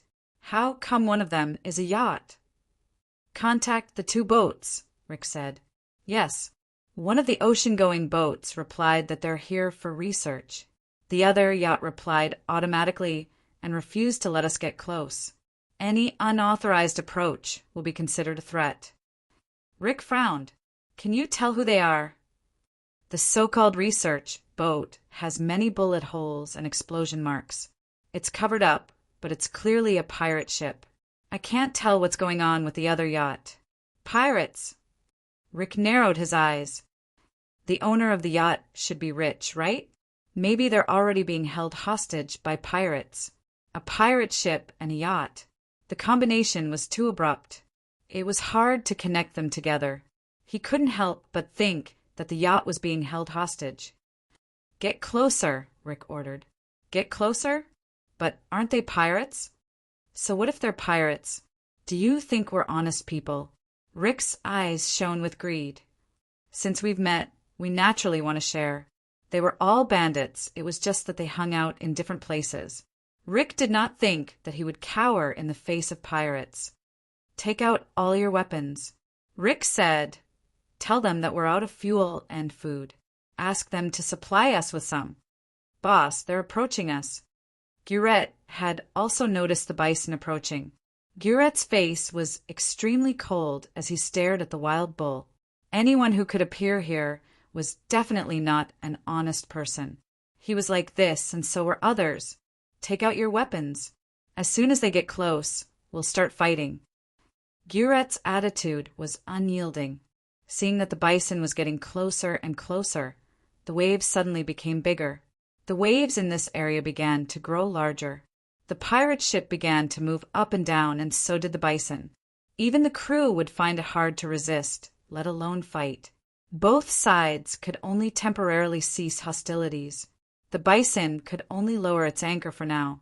If it did not, the huge waves might damage the ship. Gurette looked at the yacht. She realized that Chen Zhao's yacht was also moving in the waves, but it was much smaller. No wonder Chen Zhao drove this yacht over. It had been modified, Gurette thought. The waves grew larger and larger. The huge waves were even taller than the hull. Although the ship would not sink, the huge waves were very painful for the people on the yacht. Chen Zhao also woke up. If he still did not wake up, the yacht would capsize. Chen Zhao stretched, looking at the swaying pirate ship in the distance.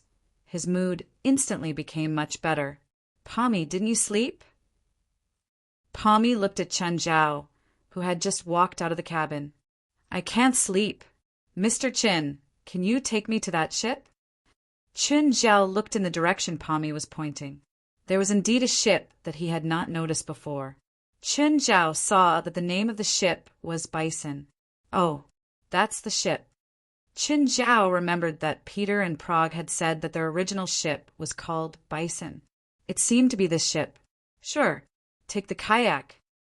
Pommy looked at Chun Zhao helplessly. The kayak could go over before, but the waves were so big now. The kayak would capsize if it went in. So you're not satisfied. Mr. Chin, can you go closer to the ship? No. Chun Zhao refused without hesitation. That ship is full of bandits. You want me to go closer? Chun Zhao's reason was very good. Plus, he was not even a friend. Pommy was a bit angry, but there was nothing she could do. Pommy could only wait for the sun to rise and the waves to become smaller before going to the Bison. But after waiting for a long time, the sky still did not brighten. Even Chun Zhao could feel it. He looked at the time. It was already past 8 in the morning, but the waves were still endless. The sky was still as dark as the night sky. Peter and Prague had also woken up. They also noticed the unusual weather. Guret contacted Chun Zhao. Chin, what's wrong with the sky? I don't know. Don't you know? You've been here before, right? I've been here before, but I've never experienced something like this. Chun Zhao looked at the night sky. He did not feel any magic. However, the unusual weather was definitely not a natural phenomenon. Just then, the Bison came toward the yacht. It only stopped when it was more than 10 meters away. It's them? When Prague and Peter saw the Bison, their expressions changed. On the deck, Rick also saw Prague, Peter, and Pommy. Why were they here? Signal the yacht and ask for a docking, Rick said. What are they saying? Chun Zhao saw the signal from the crew on the opposite deck. He did not understand. They're asking for a docking, Prague said. In other words, to come closer. Don't let them dock, Peter immediately said. They're up to no good. Let them dock, Chun Zhao said nonchalantly. If they're obedient, then forget it. Take Pommy away. They won't just take her away, Peter said. They must have other intentions. Chapter 1268. A while later, the wild bull came over. Rick stood on the deck and looked at the people across from him. When the wild bull was less than a meter away, it finally dropped its anchor and stopped. Rick jumped onto the boat with a few people. Sir, hello. How should I address you? My surname is Chin. Mr. Chin. Rick's smile was fake. He looked at Peter and Prague. I want to know why they're on your boat. Peter hid behind Chun Zhao subconsciously. Chun Zhao looked at Rick calmly. It's none of your business. Take Pammy and leave my boat. Other than Pammy, I want the two of them to leave with me too. What if I refuse? Chun Zhao asked. Rick sneered. Do you think you have the right to refuse? Rick's men raised their guns and pointed at Chun Zhao. Suddenly, a huge wave crashed toward them. The boat heaved up and down, but Chun Zhao stood firmly on the spot. But Rick and his men couldn't stand still anymore. Chun Zhao suddenly moved. His fingers pierced through Rick's men's chests and pulled them to the sides. Blood splattered all over the deck. Another man tried to resist, but Chun Zhao punched him. The man's head exploded like a watermelon. Fire! Fire! Chun Zhao attacked again. He raised his leg and kicked the man who couldn't stand still in the first place in the stomach. His body fell into the sea like a piece of rag. Chun Zhao grabbed the fourth man's shoulder and his neck with his other hand. He pulled hard, and the fourth man's body was torn from the shoulder to the neck. He didn't die immediately and was still wailing. When the ship stabilized again, Rick was the only one left. The 4 subordinates he had brought had all died tragically in Chun Zhao's hands. Pammy and Peter stared at Chun Zhao, dumbfounded. They'd never seen such a bloody way of killing before. Mr. Chin, I think there's some misunderstanding. No, there's no misunderstanding. Chun Zhao looked at the people on the wild bull. The people on the other side also saw Chen Zhao's killing. Chen Zhao suddenly jumped onto the wild bull. The people on the deck of the bison immediately attacked Chen Zhao. An arrow shot toward Chen Zhao. Chen Zhao caught it and tossed it back. A person died a horrible death. Then he grabbed the face of the person closest to him and pressed it against the ground. Blood splattered everywhere. In a few moments, the 4 people on the deck were all dead. Chen Zhao charged into the cabin. Screams rose and fell in the cabin. Occasionally, 1 or 2 severed limbs would be thrown out. Only a few minutes had passed from beginning to end. When Chen Zhao walked out of the cabin, he was covered in blood. Chen Zhao returned to his boat and looked at Rick with a smile. Rick had never thought that one day he would actually provoke such a malefic star. That blood-stained face was filled with ghastly horror. Do I have the right to refuse now? Rick paled in fear. He stared at Chen Zhao in horror. Just because of a disagreement, he killed more than 20 people on his ship? Had already foreseen this. She knew better than anyone else how terrifying and powerful Chen Zhao was. In this battle, Chen Zhao didn't even use 1/10 of his strength. But Pete and Pammy were different. To them, this level was enough to scare them to death. Rick's face paled even more. Mr. Chin, I actually didn't plan to. Didn't plan to what? Didn't plan to have a conflict with me? Do you think there's any point in saying this now? I cleaned my boat, Chen Zhao said. You dirted my boat. Everyone was speechless. You made the deck so bloody. You must have done it yourself, right? But Chen Zhao didn't realize it at all. He felt that it was Rick and his men who did it. Mr. Chin, I'll watch him for you. If there's any residue left on the deck, I'll find it for you. Pete had been pissed off by Rick before. Now that he finally had a chance to take revenge, he was very enthusiastic and proactive. Pammy's face was also pale. Mr. Chen, you're not welcome here. Chen Zhao's attitude was firm. Pammy didn't have good intentions. Before the boarding, he'd already expected a conflict. Actually, the conflict could have been avoided. But he didn't even warn Chen Zhao. Even if Chen Zhao didn't care, it didn't mean that he could tolerate a passenger with bad intentions.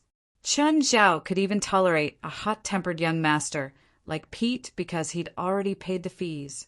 But Chen Zhao didn't have the obligation to tolerate Pammy. After cleaning up the deck, Rick looked at Chen Zhao with trepidation. Chen Zhao glanced at Rick. He'd attacked again. After a painful scream, Rick's arms were torn off by Chen Zhao. Okay, you can get off my boat now. You can't do this. You killed all the people on the bison. We can't even start the bison. Huh. What does that have to do with me? Chen Zhao chuckled. An ocean-going boat was different from a yacht. A yacht was about simple operation. In other words, it was a system that only idiots could operate. Even people without any sailing experience would be able to operate it. However, an ocean-going boat was different. There were all kinds of equipment and at least 20 people. Just the cockpit needed 3 people. There were also the engine room and the pressure room that needed a few people to watch. If one person was alone, he'd probably die of exhaustion. As for Rick, he was already useless now. Okay, you can go, or I'll throw you off the boat. Chen Zhao ordered them to leave again. Pete, take care of those arms. Pammy stared at Chen Zhao with hatred. That look of yours can easily get you killed, Chen Zhao said with a smile. Shocked, Pammy lowered his head and didn't dare to look at Chen Zhao anymore. He was afraid that he'd reveal more hatred. Pammy jumped onto the bison. Pete also threw Rick onto the boat. Rick, if there's a chance next time, come to Los Angeles. I'll treat you to a drink, Pete said proudly. Pammy started the bison. It was hard for him to do it alone, but it wasn't completely unusable. After starting the bison, Pammy started cleaning up the bodies on the boat. He threw them into the sea one by one, including Rick, who hadn't died yet. With my flesh and blood, I offer your chaos. With the silence of the 4 seas, I exchange your darkness. Respond to my horn. Woo, woo, woo. A loud horn sounded from the bison. The yacht was already a nautical mile away, but it could still hear the horn. Mr. Chin, Pammy probably won't let this go. After all, he's a spiritualist too. Chapter 1269. What's in the sea? Peter realized that something seemed to be moving in the raging waves. Chun Zhao had noticed it long ago. Amon had warned him. A large number of sharks were approaching. Without a doubt, Pommy had summoned them. But what could they do? No matter how many there were, could they jump onto the yacht? Or sink the yacht? Stop joking. This was reality, not a movie or novel.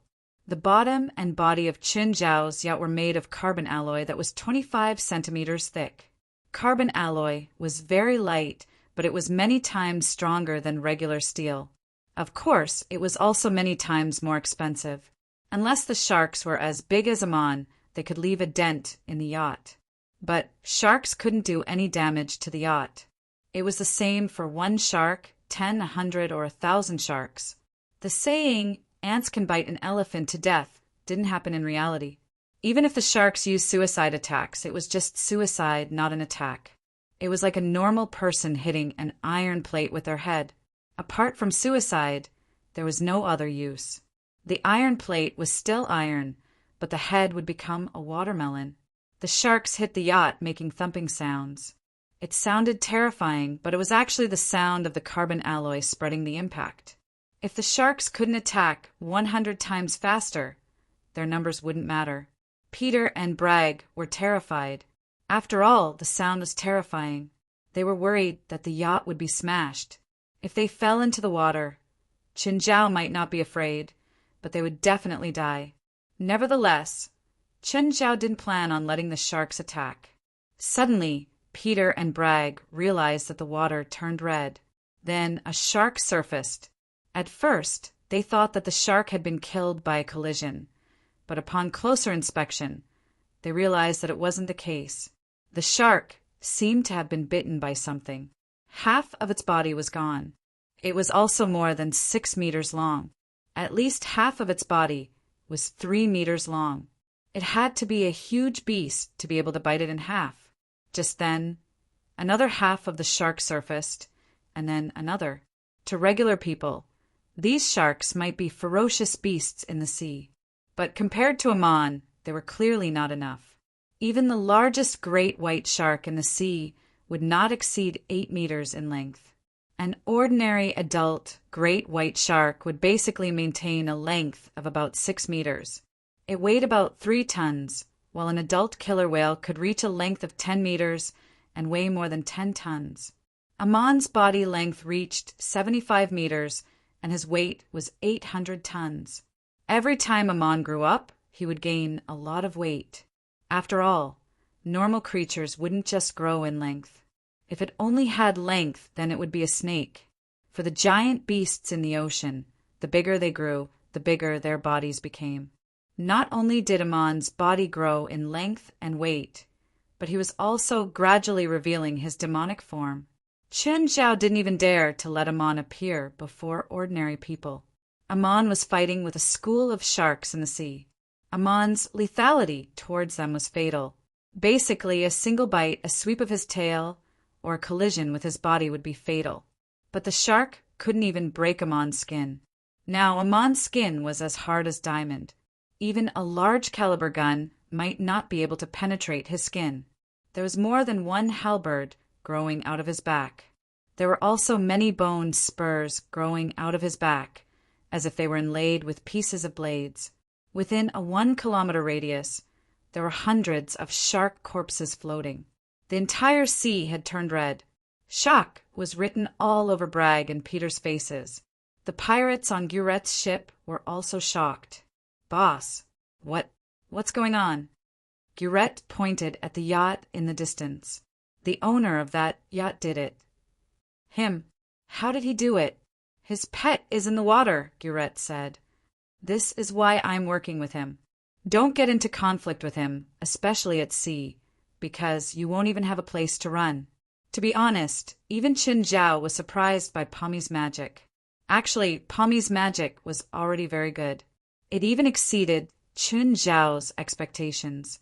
If the target was someone else, Perhaps Pommy's magic could create a massacre. "Master, we've killed all the sharks. Catch up with that ship and kill that man." In the past, Amon couldn't do anything to those large ocean-going ships either. Ocean-going ships were all made of 80-centimeter stainless steel. In the past, Amon would be in the same situation as the sharks against Chen Zhao's yacht. But it was different now. Amon was a huge piece of iron now. An 800-ton iron block could smash anything into pieces. Perhaps an aircraft carrier couldn't be destroyed, but a medium-sized ocean-going ship could be smashed by Amon with just one hit. Pommy sensed that the sharks he'd summoned were disappearing one by one. This took him by surprise. He guessed that it was probably Chen Zhao's doing. Chen Zhao was also a spiritualist. Although he said that he was a strengthening magician, he also said that he knew many types of magic. Coupled with the fact that the summoned sharks had mysteriously disappeared when he had shown him the magic earlier, Lin Li had no idea what was going on. Pommy's feeling grew stronger. It was definitely Chen Zhao's doing. Pommy somewhat regretted his recklessness. Suddenly, Pommy saw a black shadow coming from the sea. That black shadow was very big and it was very fast. But because it was more than 10 meters underwater, Pommy couldn't see clearly. The bad feeling grew stronger. Boom! The huge impact threw Pommy 3 meters away. Then the ship started tilting. Pommy hurriedly grabbed onto the protrusion. He couldn't stop the ship from tilting at all. There was nothing he could do. Just then he saw the black shadow again. It wasn't as long as the bison, but it was still shockingly huge. As the shadow approached the sea, Pommy finally saw it clearly. What was that? A killer whale? Could a killer whale grow so scary? The thing in the water looked like a combination of certain things. Apart from a huge sword that looked like a blade, there was also a row of blade-like bone spikes. On both sides of the huge mouth, there were 2 exposed bones that looked like ivory. On its black back, there were faint golden patterns. Pommy had never seen such a creature before. Chapter 1270. Chin, I don't know what's wrong with the sky. It's not bright at all. We can't wait anymore. Let's go to Nanchi Island now. Guret contacted Chen Zhao and told him the plan. Just then, an aurora appeared in the night sky. The dazzling aurora was intoxicating. Everyone who saw it opened their mouths. Chen Zhao also looked up at the aurora. It was his first time seeing one.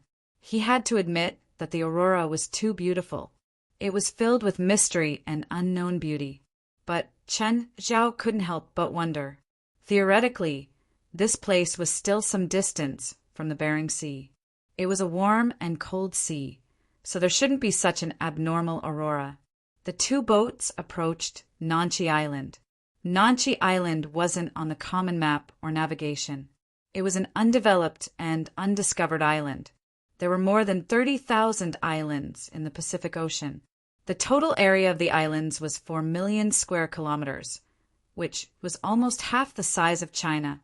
Many newly discovered islands would be added every year. Many islands had magical natural phenomena.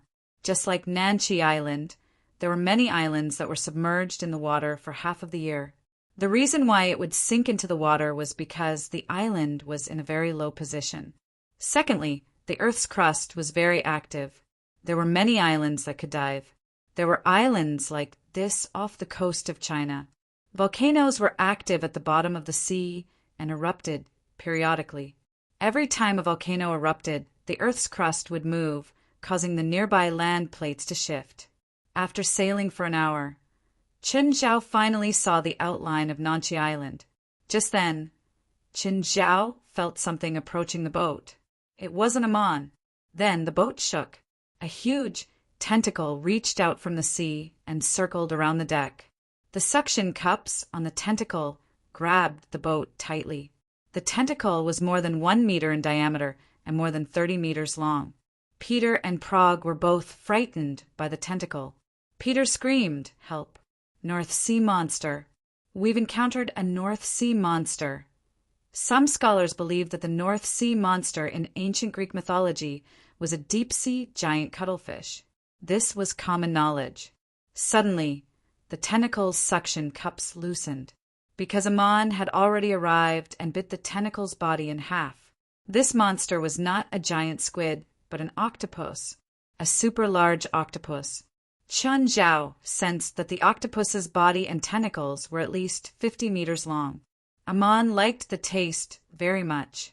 At least, Amon didn't eat a single bite of the sharks from before. But this octopus, Amon swallowed half of its body in one gulp. However, this kind of mollusk was not dead.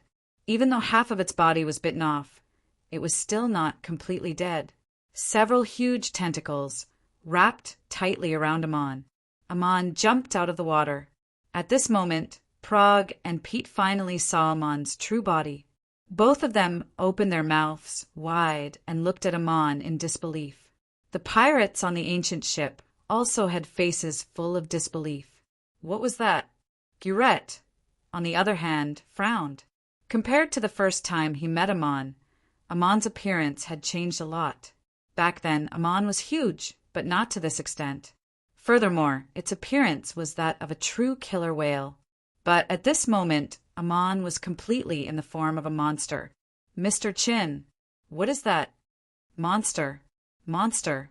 There's a monster in the water. Let's run, let's run. Chen Zhao glanced at Pete disapprovingly. However, before they could get close to Nanchi Island, they saw a warship. More accurately, it was a piece of scrap metal. The warship was upside down and pierced into the water. Guret had said that not long ago a naval fleet had been completely annihilated here. This warship should be one of them. Suddenly the seawater churned. It was as if thousands of horses were galloping in the sea. Chun Zhao could sense that many smaller creatures were approaching from below the sea. Amon started to clean them up. They were very small, but there were many of them. Amon jumped out of the water again. On Amon's body, many small things stuck to him like parasites. Amon's body shook, and the small things were sent flying. Amon didn't just rely on his huge body to dominate the sea. He also had a certain ability to control the water flow. Guret's pirate ship stopped in front. Chun Zhao saw something climb onto the ship. Fish!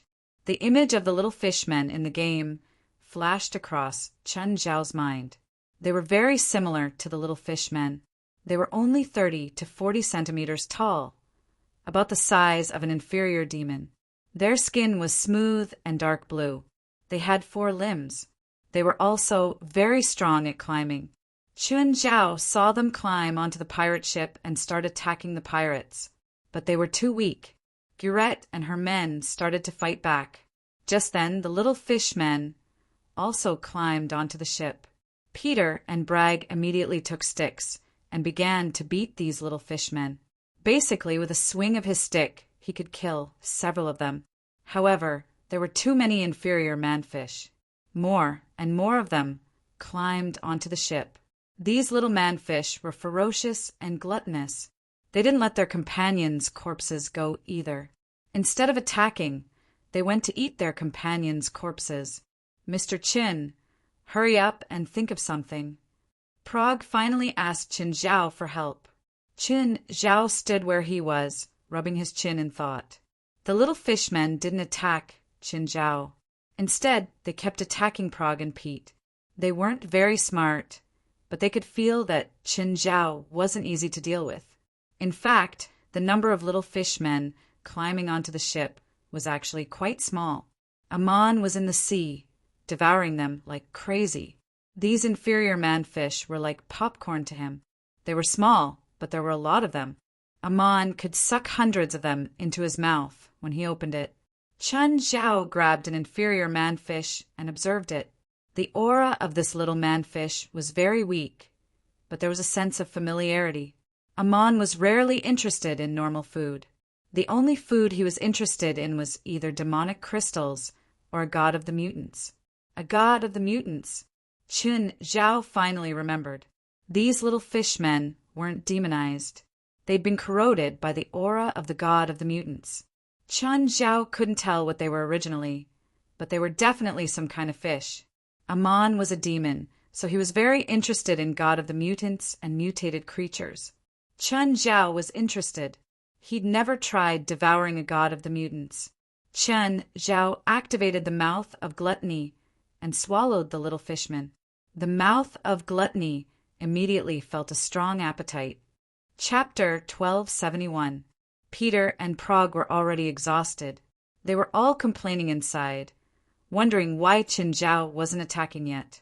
Seeing that it was about time, Chen Zhao squatted down and pressed his hands on the deck. Instantly, electricity was released. Peter and Prague were the first to scream. The strong electricity numbed their bodies first, causing them to fall to the ground. At the same time, all the fishmen on the deck were electrocuted too. Nevertheless, Chen Zhao's control of the voltage was still very accurate. It could numb Peter and Prague, but it wasn't fatal. It did a lot of damage to the fishmen. Their size meant their resistance to electricity. Many inferior manfish were killed on the spot, and some passed out from the electric shock. The two only felt like they were electrocuted for a moment. They quickly climbed back up. What just happened? Peter still didn't understand. Prague knew. She'd seen Chen Zhao control lightning and electricity before, so she wasn't surprised by this attack. Chen Zhao looked at his right palm. It was indeed inconvenient without lightning storm. His individual power was already strong enough, but his range was very limited. The demon god cannon could be considered a medium to small range attack. It was powerful, but its range was still very limited. Its accuracy couldn't compare to lightning storm either. It wasn't hard to create pure damage. Especially if it had a large area of effect, it could be done with some explosives. With Chen Zhao's current connections and power, it really wasn't hard to get these things. But the problem was that if he threw these things out, he would be affected too. Therefore, other than large-scale damage, he also needed enough accuracy. Lightning Storm was the most perfect AoE skill to use. It covered a wide range, was accurate, controlled, and had decent damage. It basically matched Chen Zhao's 4 requirements for AoE attacks. If he had to point out a flaw, it would be the limitations of its usage. It could only be used in the headquarters. It could only be used for defense. It couldn't be used as an attack. For example, if Chen Zhao had Lightning Storm, the battle would be much easier. But Chen Zhao didn't have it. He couldn't help it.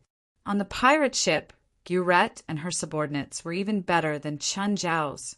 Gurette had many people and a lot of heavy firepower. The fishmen that had climbed onto the pirate ship had already been cleaned up.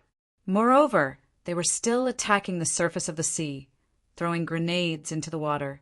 Meanwhile, on Chen Zhao's yacht, the mermen started climbing up again.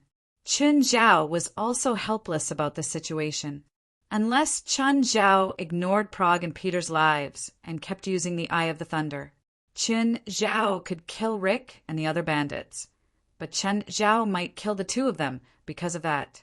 Up until now, Chen Zhao had never killed an innocent person. He didn't even think that he had to kill an annoying young master like Peter. You two step back. Leave the rest to me, Chen Zhao said. Prague retreated decisively while Peter looked at him in confusion. Shouldn't the more people the better? Suddenly, Peter saw Chen Zhao's feet float off the deck. Breaking free from gravity, Peter widened his eyes and stared at Chen Zhao in shock. What was going on? Suddenly, Peter remembered that Prague had mentioned that Chen Zhao was a spiritualist. And then there was the inexplicable electric shock just now. Everything was proving Chen Zhao's true identity. Dark magma started spreading around Chen Zhao. Peter stared at Chen Zhao in shock. Chen Zhao flew a few meters into the air. Then he tilted forward and landed on the water. The dark magma spread toward the surface of the sea. At the same time, it started churning wildly. All the mermen that approached the yacht were instantly minced. Chen Zhao shouted at Peter and Prague, "Start the yacht? Go forward." Not daring to delay, the two hurriedly started the yacht. Amon was also in the water under Chen Zhao's feet. One was above the water and the other was below. Everything had been crushed by Chun, Zhao, and Amon. Just then, Amon jumped out of the water. Chun Zhao landed on Amon's back and steadied himself. A beam of white light shot out of Chun Zhao's right arm. It pierced through the darkness and cleared the area hundreds of meters in front of him. Peter and Prague were both stunned. That monster had teamed up with Chun Zhao. Chun Zhao looked at the pirate ship. The pressure on the ship suddenly increased. Even bigger monsters had boarded the ship. Those things were very similar to the legendary Naga. It had green scales, and its upper body resembled that of a fish, while its lower body resembled that of a human. Its body still retained many of the characteristics of a fish, and it had 4 thick limbs. Naga weren't created in the game. In fact, there were Naga sirens in Greek mythology. Chun Zhao immediately rushed toward the pirate ship. When Chun Zhao landed on the ship from the sky, everyone was stunned. Even Gurette didn't expect Chun Zhao to board her ship like this.